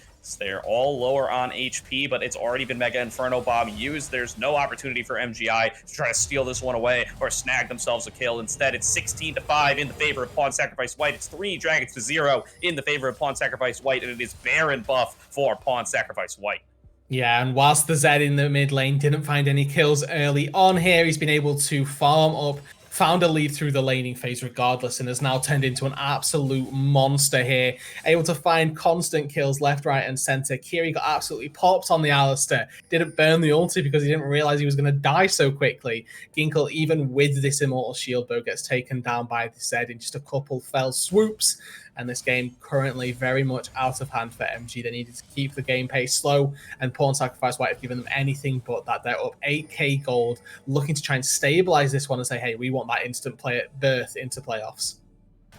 They certainly do here, as it's going to be this is the push coming on through from the side of Pawn Sacrifice White. They've got the Baron buff. They can really siege with even more effectiveness than before. The dive threat is so omnipresent. General Vici is so tanky, as is Legit Sec. They can tank up these turrets all day long, and Sexaroth can go for the sleeps from very far away. Totomax can dash in and out so effectively. It's just really hard to attempt to survive, even when you have your turrets there for backup. MGI going to have to rely on each other as well as these turrets to try to stay alive, but the catch is just so powerful for PSW. Very barely Jace IRL going to hook shot himself out of the way there, but just definitely too much threat from Pawn Sacrifice White. Has to be respected. And now we need to sort of see this Ziggs really pay its dues right here, because that's your chance at disengage. Yeah, Jace IRL going in for the fight here up against the side of Totomax, but just does not seem to have the damage. Totomax going to end up winning out on that fight. Curse of the Sad Mummy comes on through, locks down onto Sexaroth and General Vici, but can the fight be taken? It looks like the answer is certainly going to be no here. Damage getting layered on over from Nishule. They've already finished off 1 kill. They're going to turn that one into 2. Sexaroth leading the charge now into the base, has the ability to keep on going, just runs forward on this deer, picks up the triple kill, picks up the quadra kill, and PSW are going to look to close this one out in just 23 minutes here, Rudude, and they're going to take us to a game 3. Yeah, the game number 1 was a 1 fight into a win. Game number 2 here for Pawn Sacrifice White is just complete domination. They're going to be able to take down these Nexus turrets and surely take down the Nexus as well. Yeah, Sexaroth coming up huge in this game and in his last fight, especially a quadra kill on the Lilia. Substitute jungler making a name for himself here in this play-in series. Now it looks like it's not actually going to be the end of this game. Rudu, we may have spoken a little bit too soon. The respawns come in too fast at 23 minutes. Pawn Sacrifice White are going to have to wait at least one more fight before they close this one out. But with mid inhibitor busted open, with bot inhibitor certainly vulnerable, and with 2 Nexus turrets down, it seems like it's going to be quite the mountain to climb up for MGI. Yeah, they have to take this fight here at the Drake, but even if they take this fight and if they win it, then you know what, they buy themselves another potentially 5 minutes or so before the next fight comes to fruition. But they have an open Nexus, Gordo. It's not looking good here. Yes, Ginkle just turned over to 2 items, but they're still missing their Mythic on their Zed. They're still missing out on a whole host of abilities and summoner spells to get themselves ready for this Drake. Ultimate's just now starting to come back up. Unbreakable will in a couple of seconds because that's had Mummy similar sort of story. But you can see, look at the pings on the minimap here. They're just charging down mid lane. They don't need the dragon. They don't need the kills either. Sexroth just walked right past Jace IRL. He doesn't even care that the top laner's standing right in front of him in that bush. He walks right past him. He's just making a beeline for the Nexus here. Is now the fight going to get started. Legit Sack going to get stunned up against the wall. Throws out a really big haymaker, but it's not going to be enough to finish off any kills. King Qual going to pick up that first fight, and it's starting to go a little bit in the favor of MGI. Will it stay that way for long? Nishu Lei getting engaged on by Jace IRL, but the damage is just not there. The regen from that item is just too powerful. They cannot finish him off while he has the shield bow. This is going to be the game. Going in the favor of Pawn Sacrifice White. 2 kills have already been picked up. Now they're looking for the final fight. It's going to be the engage. Going forward onto the Ziggs. He gets put to sleep. He goes into the Stasis, trying to stay alive just a little bit longer. Not going to last very long. King Qual flashes forward, finishes off a second kill, but it's not going to be enough to keep it going. Pawn Sacrifice White finally finish on off the game, and they bring us to a game number 3. Well, there we go, everybody. It was that dominant performance from Pawn Sacrifice White, finding those early kills from the get-go, putting themselves exactly where they needed to be at exactly the right times, meeting all the right timers there. They got themselves first dragon off of some really well-manipulated bot lane wave action, and from there on in, it really felt like there was no going back. Kudos to Lilia for finding consistent kills and finding 1 kill in every single lane, setting up each lane for success before simply sitting back and watching everybody run away with the fight. Not to say that in the later stages, a quadra kill isn't exactly what you're after as the Lilia. So a very good job all around here by Pawn Sacrifice White. Absolutely was. Super great performance there from Sexaroth coming on in. This is, I believe, his first series in this league with the team. Coming in as a substitute, has an excellent performance here on this Lilia. It feels pretty good there for the side of Pawn Sacrifice White to have this kind of performance in this game number 2. And that's some great momentum to have for yourself coming into game number 3. As a reminder to everybody, playoffs are on the line here. The winner of this series going to qualify themselves into the ADL playoffs. The loser going to have to still play for a playoff spot next week. It would be huge for Pawn Sacrifice White to be able to pull this one out with 2 substitutes. Yeah, and honestly, right, that's exactly the sort of issue potentially that MGI might run into here. That if they're playing up against a team that don't have let's say if they don't have if their full roster rather don't sort of take a win up against a team up against 2 substitutes, then you start to question, well, maybe then that team synergy that has been built by this Insurgent squad from team after team, maybe not necessarily the core foundation that they need to start finding success in this one. And Pawn Sacrifice White, those plug and play of crucial players, appears to be working fine for them for at least this series. All right, and we are going to throw it to that game 3 in just a short bit. We're going to take it to a break here as we get loaded on up into draft. Don't go anywhere. We're going to be right back here, find out who is going to take that coveted playoff spot. Welcome back, ladies and gentlemen, to the ADL play-ins. We are here with week 2, where the winner is going to take their qualification into those playoffs. And now it looks like a Pawn Sacrifice White are going to be taking the blue side with MG Insurgents on the red. We are doing it in Pro Draft this time around. Going to be a little bit of a different production quality than previously. We do not have a template for this website, but technical difficulties aside, still the same bands, still the same game, and let's see what picks are going to come on across, Rudu. Yeah, and for PSW, they go back to those same bands that worked so well for them in game number 2, and at present, we just have ourselves a pretty much carbon copy of what we saw from that second game draft right here. Hopefully we can get, maybe there is already word from production on what that ban is here. We can have a little look to see what that third ban from MGI is going to be, but most likely something that is, or something from last game that was particularly scary. If we want to get rid of Lily or something like that, that makes perfect sense. But of course, I have to wait and see what that one was. That's actually that's the penalty ban. Actually, Oh, forgot to yes. mention, Rudude. We did. Yeah, we did. It is going to be a one. ban penalty being administered over to the side of MGI for an illegal pause in game number 2 there. So they are going to be facing a 1 ban penalty this time around, and see how that ends up affecting this draft here. The Ashe already been locked in. The Ezreal and Jarvan going to be locked in for the side of MGI.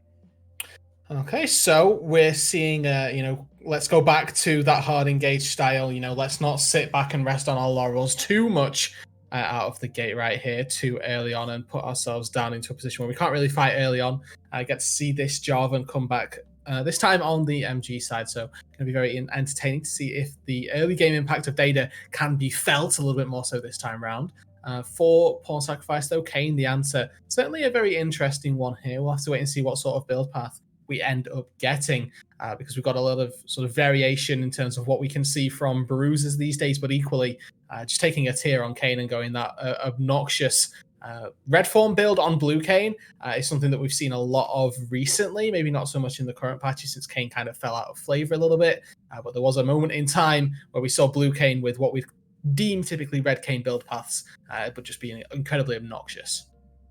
For certain there, and Sekirov had a great game number 2 there on the Lilia. Now we're going to be busting out this Kayn in the game number 3. Certainly some spicy picks coming through from him. And meanwhile, Jace IRL going to be Jace in game as well, as that's going to be locked on in here for the side of MGI. Could in theory be flexed over to the mid lane, but that feels like it'd be a crime with a name like this. And yeah, exactly right. And I like this answer in the top lane, right? They see the Tahm Kench, which I think is probably one of the most obnoxiously strong top laners in the game right now. And they see they're just going to lock in the Jace. So pick something that is hopefully going to be able to try and at the very least mitigate Tahm Kench's early presence. You can't really stop Tahm Kench from being a brutal tank in the later stages of the game. And I like the fact that they've got Ezreal, who will be able to sort of kite it out at the very least here. Hopefully we get to see that Cyril does come through and the Tahm Kench gets a little bit slowed, all of that good stuff. But second set of bans coming on through for now. Zed and Echo taken away from Totomax in the mid lane, and seeing the Ziggs banned away as well from Pawn Sacrifice, right, wasn't necessarily the winning ingredient for MG, but was still certainly a tool that they don't want to be playing against anymore. Certainly the case, and it's going to be the Orianna ban coming through from Pawn Sacrifice White as well. So now MG going to likely take their support here on R4. Could in theory go for a mid laner as well.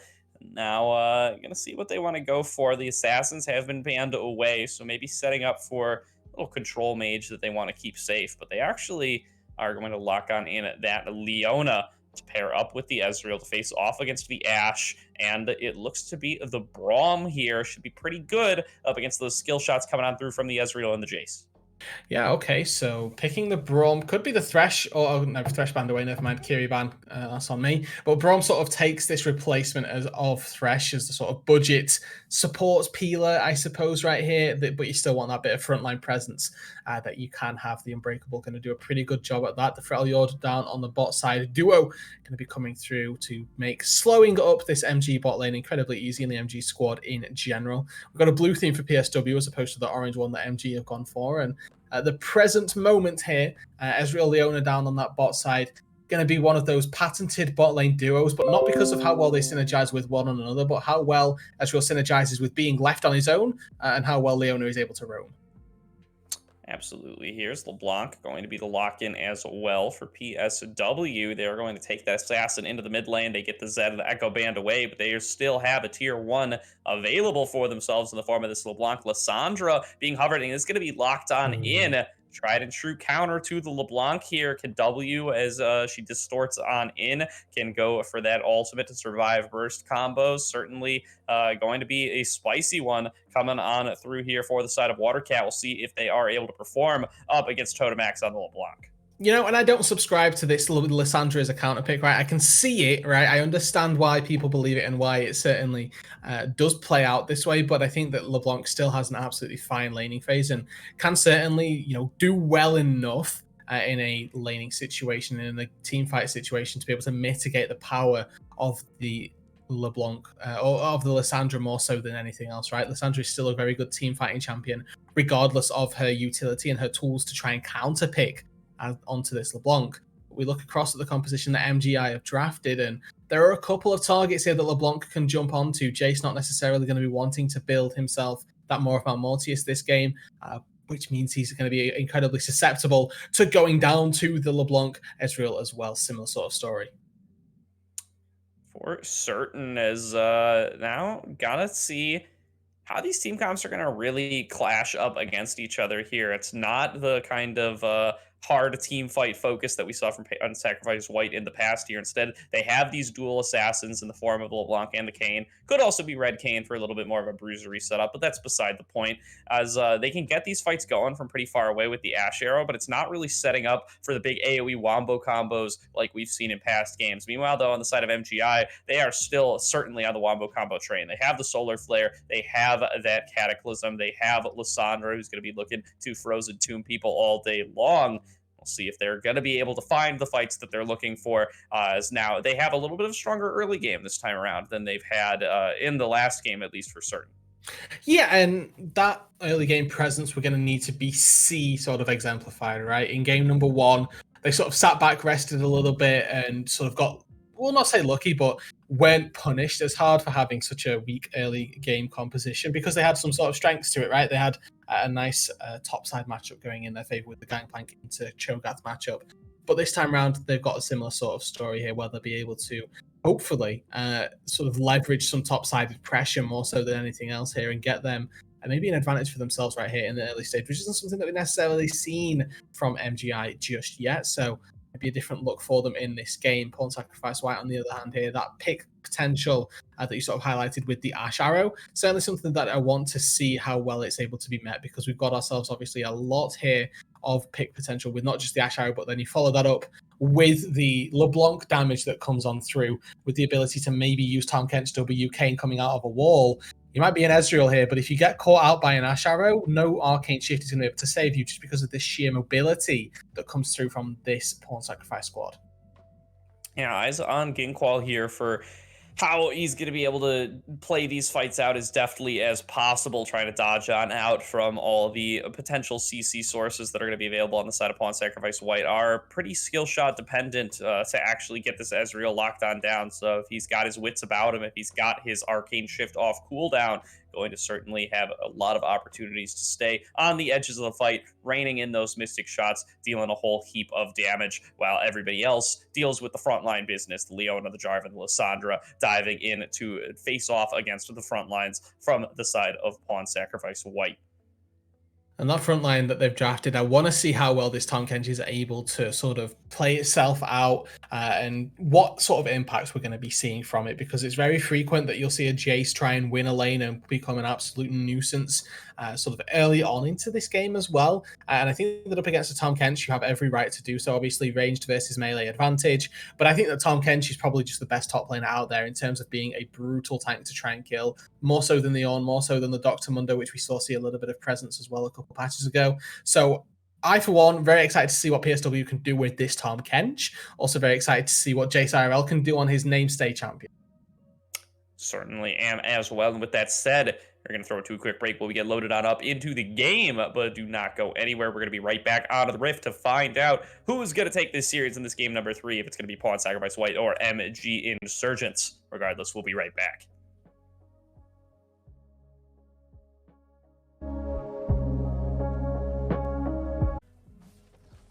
Welcome back, everybody, to this game number 3 between Pawn Sacrifice White and MG Insurgence here. So we are going to be getting on to the Rift to determine who is going to get that coveted playoff spot. At 1-1, it can only go to whoever wins this game. The loser, of course, going to have to continue on in their playoffs journey heading on into next week. Yeah, going into that 1-on-1 where it's, you know, winner goes through, loser goes home next week. It's a lot of pressure. And obviously, it's a similar sort of thing that they're going to be feeling right now with a 1-1 scoreline in this series. Up against the wall, both of these teams had their backs at that point. And honestly, I think that PSW have come in and have looked like the better team overall throughout the games. And I certainly would favor them if we sort of got, you know, identical compositions going against one another. But we don't. And I think that MGI have drafted very well toward what worked for them, right? They've got themselves some good team fight here. Leona, Jarvan, Lissandra, all build up with a really nice set of efforts here to make something happen in that early stage and maybe in the late stages as well, through that team fight methodology. So to sort of see who's going to come out on top. We'll have to wait and see, of course, but I think that either one of these two could very easily take this game. For sure, and my eyes are immediately drawn towards this Kane pick for Sexaroth here. He had an excellent game number 2 on the Lilia, but it's important to keep in mind that had the really dominant early game setup in that game, was up against the Amumu, could really just get going early on to get stacks on to that Dark Harvest. Now is going to be the Kane, is going to really only be about 3/4 of a champion until he gets to that transformation later on, and is up against Data on this Jarvan, who we talked about earlier in the series should be so aggressive, but meanwhile Kiri face checking in the bottom lane, going to take quite the trade up against Legit Sack and Nishule. They're going to be forced to expend the exhaust here at 2 minutes into the game. That's going to be a summoner spell deficit coming through for the MGI bot lane before anything really gets started. Okay, good force of exhaust right there. Really well played. Just little cheeses like that. That's the power, of course, of sort of not having to leash, I suppose, right there. They're able to find themselves a good setup in the lane to make something like that happen. And as we always touched on, right, we know that the bot lane duo for MG is to set up for roams, right? But early on in the game, there's not those roams available. Level 1 Leona still has CC, but not necessarily the most potent of roams just yet. And early on in this laning phase, we're expecting Nishule and Legit Sack to be able to find some semblance of an advantage through the early game, through this early laning phase. And on the Ashe, once again, we see them do it time and time again. Absolutely do here, and gonna keep our eyes here on the mid lane as well. Watercat has gone for that aftershock as well up against this LeBlanc, so all in on just kind of trying to counter on out that matchup. Will get a whole bunch of extra tankiness when he does manage to land a W, which should in theory be every time, assuming that LeBlanc is distorting aggressively to go for the damage, as you really want to on LeBlanc. You do max that ability. You do really need it to be able to wave clear and to be really able to have your burst potential. And we can see, though, Legit Sack has actually roamed on up here. That's going to be the Claw coming on through from Lissandra to get herself out of dodge. Watercat going to stay alive for the time being. But meanwhile, though, Data coming on up on the top side has claimed himself a Scuttle Crab, but not going to be able to get too much else. And this is a product here of that bot lane play. This is a perfect butterfly effect. We saw Nishule and Legit Sack be able to force a cheater recall timer. They pushed the first 3 waves in. Ashe went to base. Legit Sack spent the time roaming. Unfortunately enough for Watercat here, doesn't die to the roam, but you can sort of feel that presence, that pressure already being stemmed from that bot side of the map. And if Totomax was maybe on a different champion, different matchup here, would have had the ability to set up a freeze and maybe put this Lissandra in a pretty rough position. As it happens, sort of all of these things collapse upon themselves, right? That advantage isn't necessarily felt as much as it could have been. And it's, again, a good early look from Pawn Sacrifice White, just not quite fully sort of enabled to the extent they would have liked it to be. Yeah, Glacial Path, going to be a super valuable tool to get Watercat out of these sorts of unfortunate situations when those ganks do come on across. Also going to be a way to close the gap and a little bit of an extra damage tool when he does need it. So the wise usage of that Lissandra E really is so crucial to being able to successfully navigate out these laning phases. You can see just using the ice shards to clear out the wave here. Does not quite have the push as of yet. Later on, has some mana regen, has some cooldown reduction, has some points in the queue. Should be able to just clear out these waves pretty easily, but for the time being, just going to have to try to survive up against this LeBlanc, and so far is doing so just fine. Yeah, doing a pretty good job. Obviously, this Sandra early on should be absolutely fine. I love that the second we see Ginkle and Kiri look to base, Legit Sack is just beelining through the minions, just like you. What you thought you were basing here? Oh no, good sirs. That is not an option to you. I am going to stand up and make sure that you miss about as much experience as possible. And they're not even allowed to base right here. This is going to give Nishule a nice recall timer once again here, if he so wants it. Because this wave going to get pushed in under the turret. Ezreal Leona don't have wave clear. They do have engage, though. Yeah, and they're going for it here. Zenith Blade going to land. The stun coming on through as well. Ginkwall and Kiri looking to take this one. Nishule does not have access to too much mana, but has enough to go for the trade. Get some damage back onto Kiri. Exhaust is blown once again. Going to be cleansed away from by Nishule. Ignite blown by Legit Sack as well. Going to be a summoner advantage for the side of MGI there, as they get a little bit of an aggressive trade, and it actually ends up working out for them, as now Watercat and Tutamax are going aggressively up against each other. Both do have access to the ultimates. LeBlanc going to expend hers, Watercat going to hold on to his. Now Sekhiroth looking for the gank in the bottom lane, but going to run right into Data.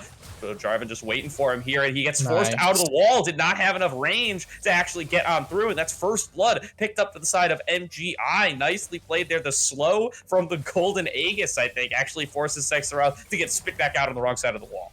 Yeah, Data got an auto attack in there, so actually puts that combat timer in motion and forces the Kayn out a little bit earlier than he would have maybe anticipated, and certainly earlier than he would have liked here. So first blood goes over to MGI. Something that we've not really seen all that much of is that early game aggression. Good to see that Data's been able to at least make something happen, albeit off of a reactive play, but it makes so sure that it's not just that kill, it's that dragon as well, with the bot lane going back with the jungler dead, more than fine at getting that pickup. Yeah, and that's going to be the gank in the top lane as well. The Shock Blast gets landed from Jace IRL, and the teleport comes on through as well from the side of Watercat. They're going to be able to pick up another kill, this time in the top lane, giving it over to Jace IRL, the perfect champion to get that one onto. Glacial Path going to come on across, Flash going to come through Jace, but not going to stop the snare from coming on in from those ethereal chains. And that's going to mean Watercat going to have to head for the hills here. Does not have access to the ultimate, doesn't have access to anything to get out of Sekhiroth's way once he gets into that Umbral Trespass. Another kill goes over to this time to the side of Pawn Sacrifice White. They pick themselves up 2 in the top lane, and they equalize the scoreboard. And now another teleport coming on through, looking to punish onto Kiri. Sekhiroth doesn't really have anything, but Legit Sack flashes over the wall. He's going aggressively for this one. They don't quite have the dive in the tank, but maybe they do, as General Vici goes for the Abyssal Dive, looking to lock down onto this Leona, but finally they realize, okay, maybe we can't do this after all. They're going to claim themselves the Krugs, and they're going to head back to the base. Yeah, Kiri comes up here. He's now trying to shadow his top laner, who's in a lot of trouble here. 3 or 4-man dive right now. Jace, you're in the wrong spot. Yeah, he dives back on in, looking to get the Mercury Hammer through, looking to try to get up. The kill is not going to be able to do so. Totemac's going to finish that one off, but now here comes the collapse. Watercat is here, as is the side of Data. They're going to pick themselves up 3 kills right off the back, and now they're chasing down onto General Vici. They're going to look to turn it into 4, but One Sacrifice White have over-aggressed. They're getting punished here by the side of MGI. They finally bring the members over. They pick up 4 kills back on the backside. And meanwhile, Jinqual and Li Shulei have just been farming it out on this bottom side, but MGI, they strike back and they pull the kill count back into their favor. Oh, Watercat's just foaming at the mouth looking at all of that. Lissandra inside Cataclysm with everybody just grouped up right there. Gets chain CC, chain comboed. A beautiful turn underneath the turret here. And really well played by Jace IRL, able to buy just enough time with Phase Rush, with the Mercury Hammer to dash over the majority of what Pawn Sacrifice were looking to accomplish on that top side and gets 3 kills back in response. Yes, your Jace goes down, but a worthy sacrifice for everything they were able to pick up in response. The little dash that Two of the Skies gives you just gives them that little tiny bit of extra distance, and it allows enough time for the cavalry to arrive and for the kills to go back into the favor of MGI. Talked about how that dive on Leona might have been a little bit too far, and they just learn nothing from it. They go for it once again, aggressively diving onto Jace IRL, and they get punished for it this time around. It's going to put MGI in the lead for the time being, and Data well and truly where he wants to be on this early game. Jarvan at 1-0 and 3, well on his way to the mythic item, and is getting stuff done in the early game on the Jarvan just how you want to. Yeah, and it's important here to sort of take stock of where all of that gold went. This trade on the top side, not really going to be doing too much. But the sort of lead beneficiaries actually from all of that going to be Sekhiroth being able to pick himself up just an absolute ton of souls. Totemac's got himself 4 kill participation and 2 kills right there, so that's pretty decent for him as well. But Ginkel actually spent less time doing anything, right? We saw Li Shulei actually roam his way up to the mid lane to try and find something after the fact of firing that Enchanted Crystal Arrow. Didn't get anything there in time, and as such, he's down 25 CS at this point. So those are your pressure points for the time being. This Ezreal able to get himself a little bit ahead of the curve. The Lissandra and the Jarvan not doing too badly for themselves. But overall, the Jace probably the one most impeded by all of that action since he did die twice. Absolutely. It certainly is set a little bit behind where he'd want to be here, but he's still having just a fine time trading up against this Tahm Kench for the time being. Not maybe having the lane dominant performance you might want out of the Jace pick here, but certainly isn't out of the game by any means, as it is going to be Totemac's trading with Watercat once again, but you can see the Aftershock really paying off there. Really just ends up nullifying a whole bunch of the damage the Totemac's wanted to trade back with. As long as you get those timings right, Lissandra really does have the ability to come out ahead in these 1v1s. Totemac's just going to have to save his abilities for the right moment if he does want to actually end up forcing this Lissandra back, forcing her out of lane, and being able to get the roams that he's looking for, as Watercat can just keep throwing ice shards into the wave and pushing him on in. And honestly, right, this is also going to be fairly... okay, never mind, Ginkle in trouble. He should be able to get away, actually. No, never mind. No, that is a nice enchanted crystal arrow to get the lockdown, as well as the Umbral Trespass coming on through from Seksaroth. Another kill picked up in the bottom lane for the side of Pawn Sacrifice White. This time they give it over to their Ashe in the form of Nishu Lei. They're going to tie up the kill score at 5-5, but they're going to bring the gold lead back into their favor. Nice execution on the dive right there on the bot side. Pretty hard to miss those on the Ashe arrow right there. Since he's hugging the wall, it makes it very easy for your skill shot to just become pretty much unmissable in that instance. So nice little execution on the dive. Puts that experience advantage now into Nishu Lei, and Ginkle able to farm up, does have teleport, so gets right back down there. We've got ourselves a bit of a Drake skirmish, but it looks like it's going to be Data forcing Sektaroth away. And we keep panning up to this top side because JSRL will have lethal damage right here very, very shortly. It keeps whittling away at this Tahm Kench's health. And General Vici really needs to be careful with how far up he's stepping. Remember, Tahm Kench effectively always has double the HP that he's sat at. So, whilst he maybe sat here 450, 500 HP, will have that grey health if he times it right to keep himself alive.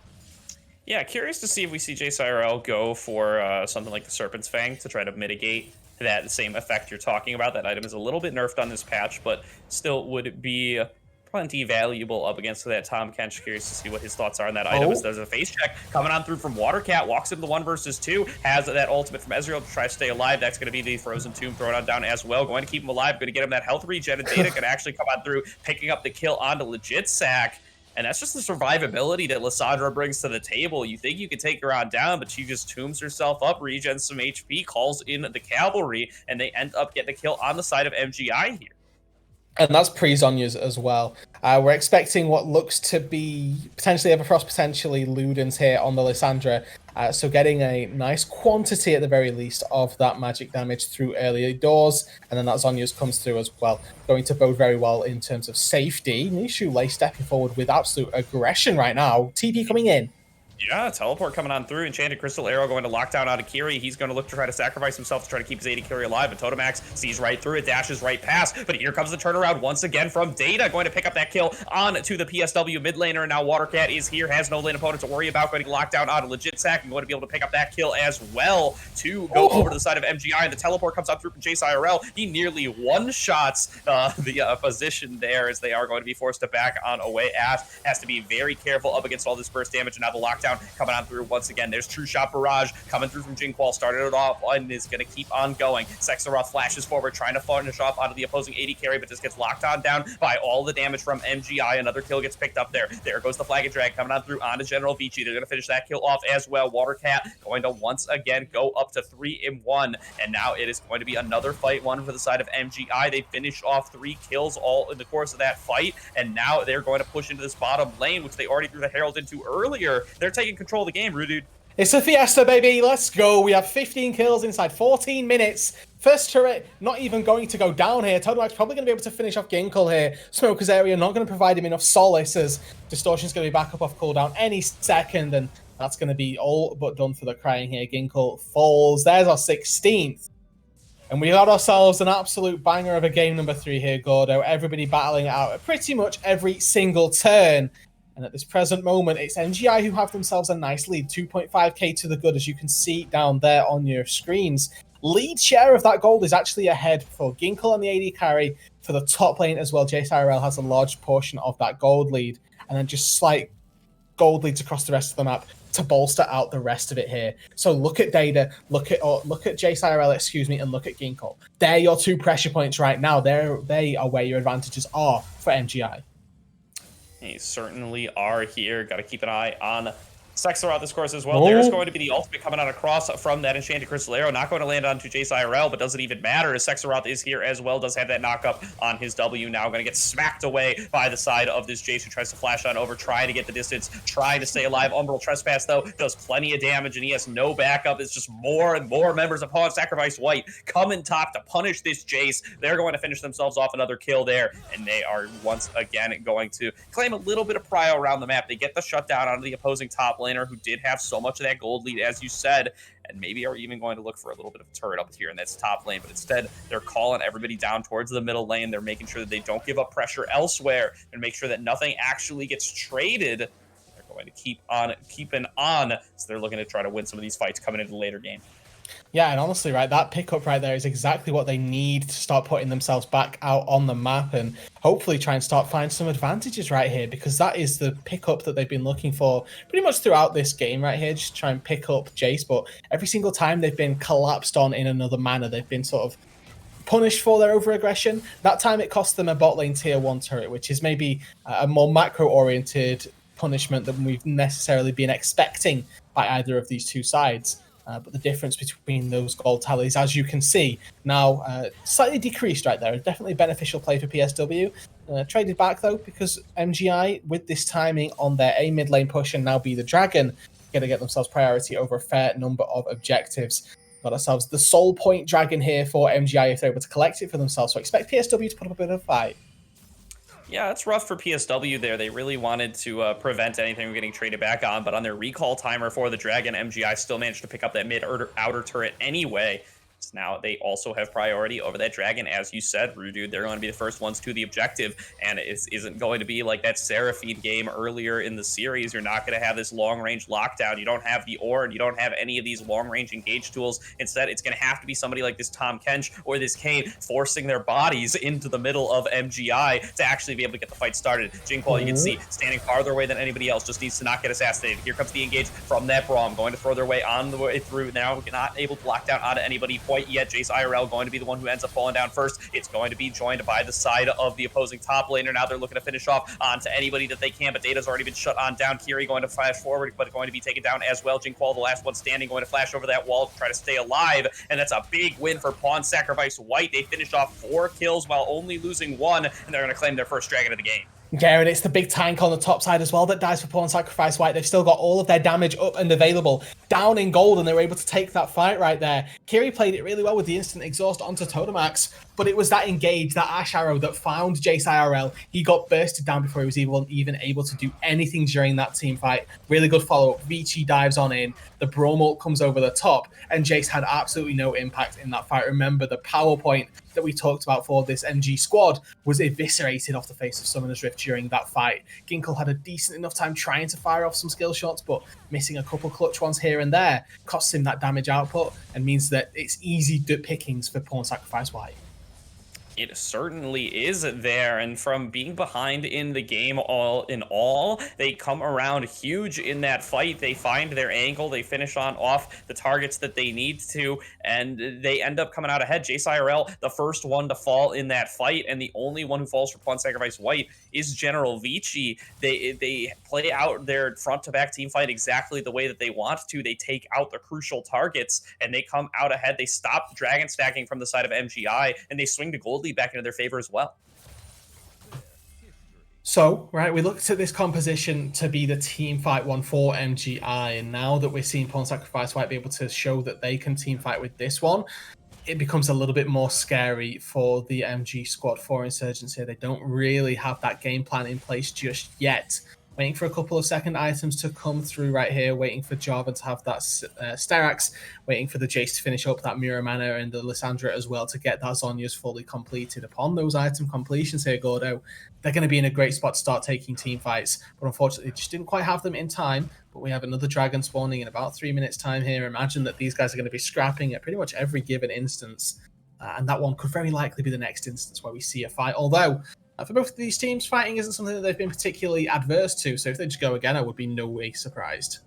Yeah, very fitting that this game three going to be so close, going to be neck and neck here, just about 1k gold in the favor of Pawn Sacrifice White. Not an immutable lead by any means, and with 11-11 as the kill score, staying perfectly even as all things should be, as that's going to be the engage coming through onto Legit Sack. They're looking to burst through the brawl before the fight can even get started. They're going to do so successfully. Roll Trespass trying to keep Sexaroth alive. He's going to get locked on down there by the Everfrost. They're trying to finish off onto somebody if they can. It's going to be General Vici instead, as he ate on up Sexaroth, spit him on out as he was able to go on off and finish off Jace IRL. It's a 2-for-1 so far in favor of MGI. Can they keep the fight going though? Zenith Blade over the wall, not going to land onto anybody. So MGI, they're going to take their 2-for-1 and they're going to look to move it across the map. Yeah, and once again here, this Jace actually finding very little impact here in this fight. TP's in and gets absolutely blown up, but this time round doesn't actually matter. Pawn Sacrifice White, they lose 2 there in that exchange. Yes, it's only the Braum and the Tom Kents right now, and you can see they're actually not the power picks of this Pawn Sacrifice squad. We look at the bounties across the rest of the squad right here. There's 400 stat on the Ashe, 150 LeBlanc, 200 Kane. So those kills are the ones that you want to be picking up. And obviously, we don't need to tell MG this. Focusing the carries is obviously ideal, but if they don't have the time, cutting through the Tom Kent, she's taking this time up and could well sort of make them struggle, I'll say, because they're trying to sort of bide all of their time to take down Tom Kench. But in that time, Nishu Lei can easily cut through anybody that's on MG because he's so far ahead on this Ashe right now. That lead, that difference between the two ADCs has been completely removed. Absolutely has been here, as MGI are hanging around in the bottom side. They want to get their Dragon Stack game back on here. They already have 2. They want to get themselves up to that soul point. Next one going to be spawning in just about a minute here. They're looking to fight for vision control here before that happens. Pushing forward into the Pawn Sacrifice White jungle, taking some little frozen frost bites or whatever those Braum Qs are called as they go for it. But certainly not going to be able to actually get what they came for. They're going to be forced on out there by Legit Sack and team, as they were waiting for the invade to come on through from MGI. Instead, MGI going to have to fall back here, going to have to pick on up their waves, going to have to lick their wounds, going to have to be the ones coming on in second for this dragon in just about 30. And I think Riot is sleeping right now, Gordo. The fact that there's not an ability called Frostbite, like, that's easy. You know, in naming terms, nomenclature, surely that's 101. I'm surprised that's not been picked up yet, honestly. I forgive you for the Winter's Bite one, but... It should be Trundle Q, really. But yeah, it's not, like, it's so easy. Yeah, they missed out on some opportunities, but someone who isn't is going to be the Pawn Sacrifice White jungler, as that's going to be a big knockup coming out across. But he actually just gets one shot by Watercat's Lissandra. The turnaround from MGI is just too clean, as they actually pick up 2 kills for none here. It's going to be the side of Totemax trying to come on around in the backside, but he's going to get exhausted immediately, not going to be able to get the impact that he wants to. Nishu Lei going to pick up the kill onto Jace IRL, but it might be too little too late as Totemax forced to flash over the wall, but he's going to get finished on off by one more shot from Jink Wall. They're going to move forward on to the side of this dragon. Now they've picked up 3 kills already. The jungler's already down. He was 1 shot earlier in the fight, and MGI are taking on over now with Jinkwall's Ezreal. He's raining on across these arcane shots. They get themselves onto Soul Point, and they win the fight. No, okay, so they get themselves that fight backwards and forwards here. This game continues to go topsy-turvy here. Game number 3, the decider to who goes through to playoffs, who has to fight for another week's battle.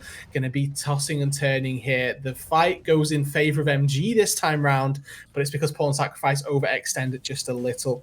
Nishu Lei never really able to get into that fight, fired an enchanted crystal arrow, and then just sort of had to sit back and watch as his team got absolutely obliterated there.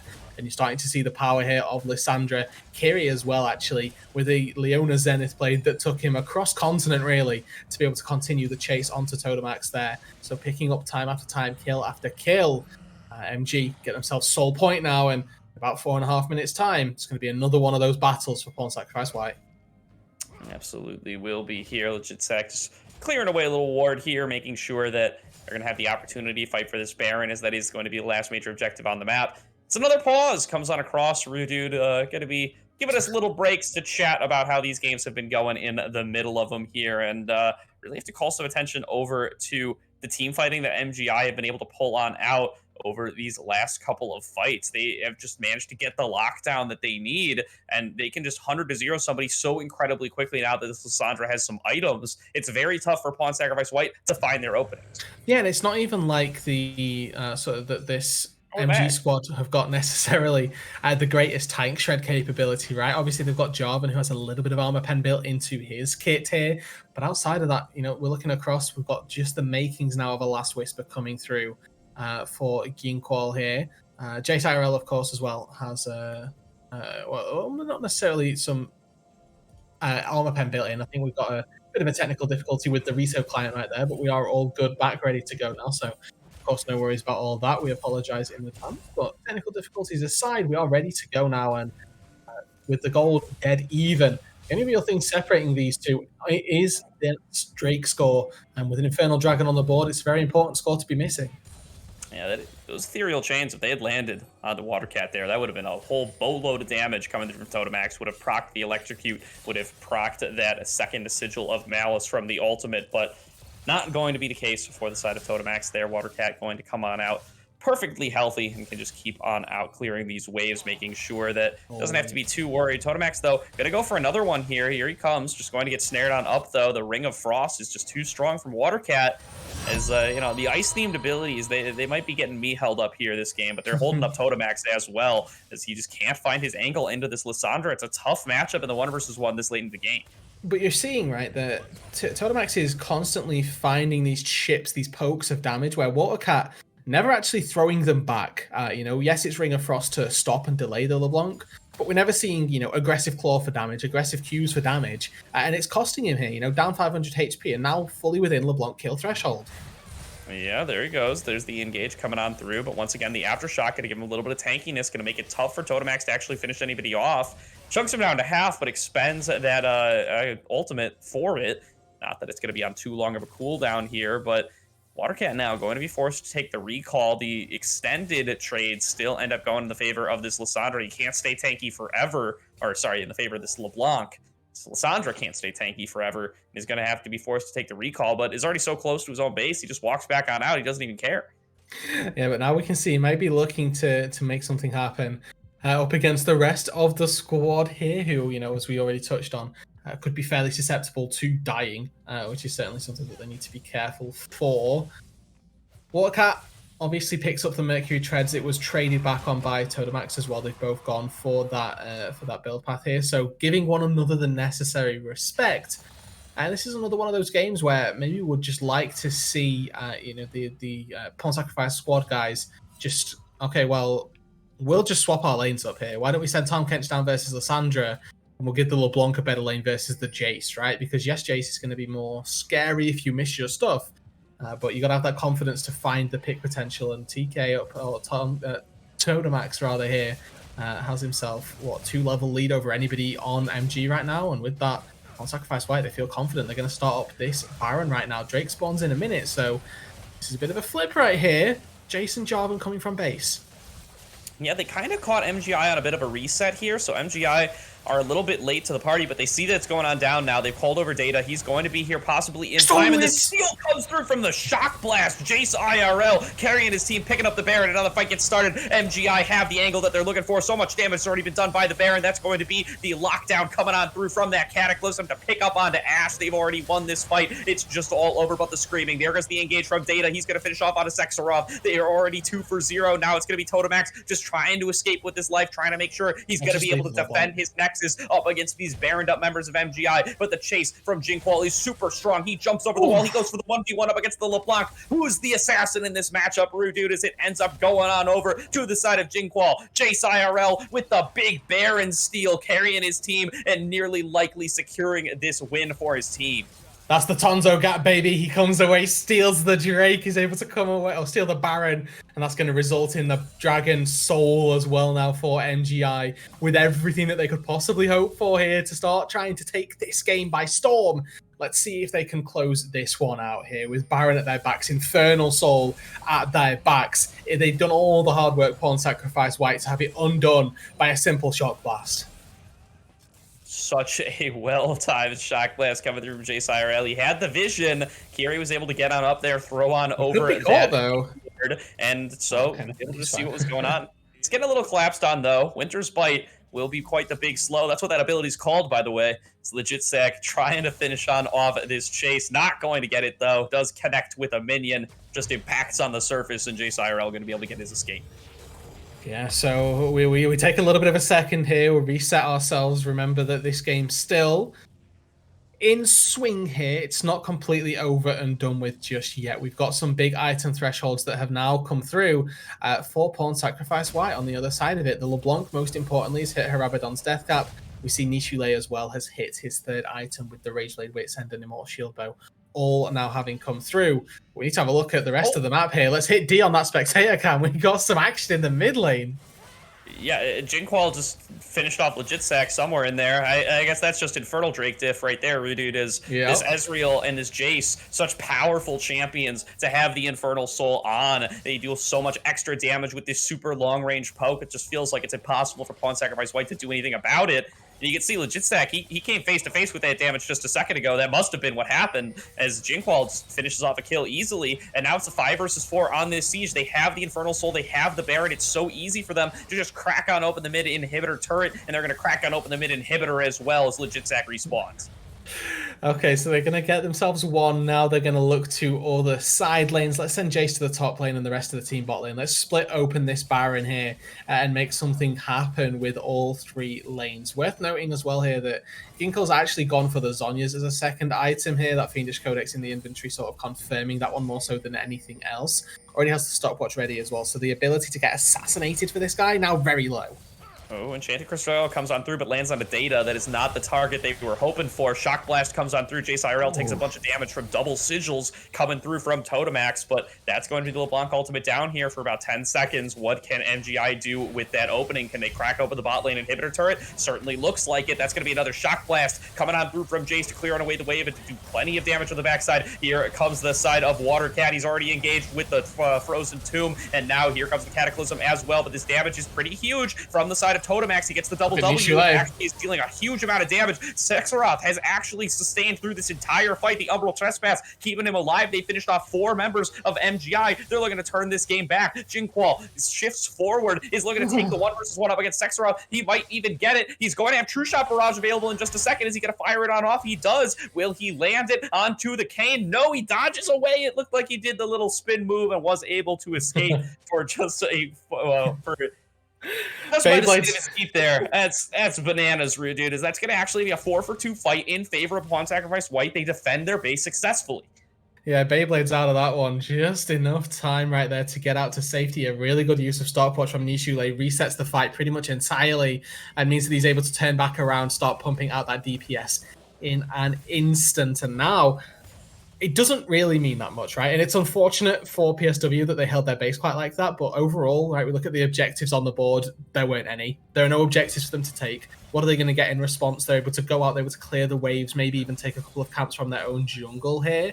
But for the time being, we have to sort of reassess ourselves and say, where are we in the game, right? This is still an Infernal sold up MGI right now, with Baron spawning in a minute's time. Take your resets now, go for fights a little bit later. Instead, it's going to catch Legit Sack. He's gone already. Yeah, he's not going to survive that one for very long at all. Watercat coming around from the side is just to say hello, to go through the frozen path and to come on out the other side just to see as Braum goes on down with this Baron spawning pretty soon here. Just about 50 seconds left. It's going to be a big win here for the side of MGIs. They're looking to set up vision in the area. They spot on out General Vici. They teleported Jinqual up to the top side. I think that was Enchanted Crystal Arrow in the mid lane. Doesn't end up with hitting anybody. You can see it on the minimap just flying across the map now. Not going to land onto anything. They're just going to slam up against that back wall. Not going to have that tool either now as they're looking to set up around this Baron. Well, you know, with the Legit Stack going down, it means that they don't have the wards to control this pit at all, right? There's no vision in here for Pawn Sacrifice whatsoever. So MG, they've got complete control of this top side. They've got the river firmly on lock, the jungle on lock. As soon as this Baron spawns, they have that liberty here to take it if they so desire. Get themselves the top tier 2 turret, a lot of gold in those these days, remember. But now, obviously, it's going to be very difficult for Pawn Sacrifice. They have to walk through as a unit because they have absolutely no vision. They're face checking every single brush. And right now, it's going to be very, very difficult because Data's ready, level 14 on the job, and can easily engage. It doesn't matter that he may be down a couple levels. He fires Cataclysm and he's done his job. And eyes on Sekhiroth in this fight. If he's able to stay alive and get onto those squishies, going to be really tough to take him on down. There's not a huge amount of upfront burst for the side of MGI, not the kind that they saw earlier on, and there's no real Grievous wounds either. So if they aren't able to finish him on off in the duration of their CC, then he's very likely to just regen back up to full HP. This poke going back and forth here, though. Jinqual going to shift away as he gets hit by that enchanted crystal arrow, but the engage comes through for the time. Kenchi's going to be forced into the stasis. Here comes that Cataclysm to try to keep them all locked down. So Sarath is on top of everybody. He does go into that honorable trespass onto Jace. Can they finish him off on the backside? To the skies comes on through. They go in for the exhaust, but they aren't able to finish him off quite yet. Nishu Lei is incredibly low, but hasn't fallen down either. Jinqual looking to finish off on a Sexaroth. Fires off another arcane shot. Not quite able to finish him. It's going to be one more. They should be able to do it with the proc. Totemax finishes off the kill onto Jace IRL. It looks like Pawn Sacrifice White is winning this fight, but MGI's main carry is still alive. Could potentially finish them all on off. They're also incredibly low. One more arcane shift going to come out through. Not going to be enough. The shots are still so powerful for Jinqual. He's keeping his distance, but he can't finish off onto anybody. They've only been able to take out General Vici, and now they're moving it towards this Elder Dragon. Dude, they're going to try to lock that one on down. Jinqual does have access to the ultimate. The teleport coming on through from Totemax. Totemax would be able to one-shot Jinqual here, and that would be so impactful for them to be able to finish off this game. Mid-inhib respawns, and that means that there is no chance that the mid-inhib or that the inhib or that the minions are going to be able to do anything at all. Elder Drake goes over everybody except Vici. Going to have that one in their back pockets here. You may have Infernal Soul here, MG, but you don't have that Elder. The Elder is going to be far more impactful. And this game incredibly tight here, sitting on a knife's edge. And anybody could still take this game here. For MG right now, it's a case of waiting out that Elder about as best as possible. But Pawn Sacrifice White, they need to start barreling down that Baron. They need to pick that objective up now whilst they've got the buff in their hands. You can just force a fight. You can do what you want with Elder just by nature of its sheer power. It's going to be so much in the tank here for the side of Pawn Sacrifice White. They may well just be able to claim this Baron off of the force of that Elder Dragon alone here. The side of MGI, they're going to take a breather. They're going to hold on out. They're going to try to survive up against the double epic buff siege that MGI is going to present. Or are they? As Data seems to have found this. He goes, he steals the Baron again. MGI steal the Baron for the second time in a row this game. Data going to end up falling down as a result here. Here comes the fight, breaking out for Pawn Sacrifice White, but Jinqual is here to rain on across the damage. So much going on down to the side of Sexaroth. Totemax goes over the wall, trying to finish off on a Jinqual, but he's got the magic damage shield. He's going to shift backwards. He's going to fire back on a General Vici. Sexaroth has fallen on down to Water Cat. That's the best carry source that they have. Nishule gets to the skies right on top of the shutdown comes from Jace IRL, and the damage from Ezreal is enough to finish on off on a Totemax. MGI, they win the fight. They get the ace, and they might be able to close out the game here, Rudu. Tonzo! You can't do that to people. Jace IRL by name, Jace by nature. He turns the fight in a second here. The steal from Data to start it all off. The fight looks like it's going to go well, but even against Elder, Tonzo's able to find the turbo play right there. Finds the shock blast into 4, the to the skies on all other 4. And that's going to net them the series here, Gordo. Oh, the Battle Academy brothers here, Ezreal and Jace, their poke damage, their all-in damage is just too powerful, and MGI are going to close out this series in an incredibly close 2-1 scoreline, and they're going to qualify themselves for the Aegis Defenders League playoffs. Tonzo, that was Jace IRL, oh my word. Ginkle that entire fight kiting like an absolute demon as well. We can't take that away from him. But my oh my, Jace just turned that fight in an absolute split second right there. You can see that the Ashe is sat there free hitting. Oh yeah, I've got shield bow, I'm absolutely fine. Jace inside a single second just slams that fight right back around and is able to do the exact play needed to stop the game from ending and win the series for them as well. Incredible. That's it. Such tight timings there between MGI and PSW. They just desperately needed to finish on off the kill onto Sexaroth there to be able to keep the fight going, and they just barely slip it in there. The damage from Jace, the to the skies, bursting on through the crucial targets is how MGI managed to finally pull it out in the end. And 2 Baron steals in one game, dude, for MGI to actually be able to get themselves into playoffs. That is bananas there, as they certainly deserve it at that point. They've proved that the first one wasn't a fluke. They steal a second one, and that carries them through to the end. Yeah, that first Baron steal, honestly, the most important, right? We got to see at the end right there that second Baron steal ultimately not too impactful since they won the fight afterwards anyway. But oh my word, the first one coming through, it was the Jace that again stole that one away, able to pick himself up, and the team, that Baron, they get themselves the Infernal Soul off of that as well, I believe. So setting themselves up for a lot of success through that manner. And then against Elder, I don't know how you win a fight against Elder, but somehow MG did it. Yeah, it was all stacked up against them. I forgot they were even holding Elder buff Yeah. for that fight, but oh my god, you're absolutely right, dude. The front to back should have just been so powerful for Pawn Sacrifice White that MGI they just play it on out appropriately and they end up coming out for it. And it does look like we have brought in Tanzo himself here for our little post game interview. Yeah, I mean, hopefully we can get in there. We go. Tonzo, how are you doing, dude? Whoa. I'm doing What was great. that? It was a game, dude. That oh my god, that jungler, their jungler. I don't know him personally, but man, I'm so sorry. I know you're upset. I think that's about as best a description as you could put on it. Yeah. Yeah, Yeah, it's dude, that ending team fight. Like, I know I got dragged in here, but man, Ginkall, Yeah. oh, he played so well the whole set. In that last game, there was like 3 team fights where he was the last one alive, and we're in comms like calling shit for him, and he's told us to shut up. He's like, I need to focus. Oh, it was Ezreal a zoned good in, set. that little hyper Super Saiyan moment, right? Where you gotta dial it in occasionally. Oh yeah. Overall, it was a really good set. They were really good people to play against. I think game one was exactly what we wanted in terms of draft and play. We were playing for kind of a slow early game into a nice strong 2 item spike mid game.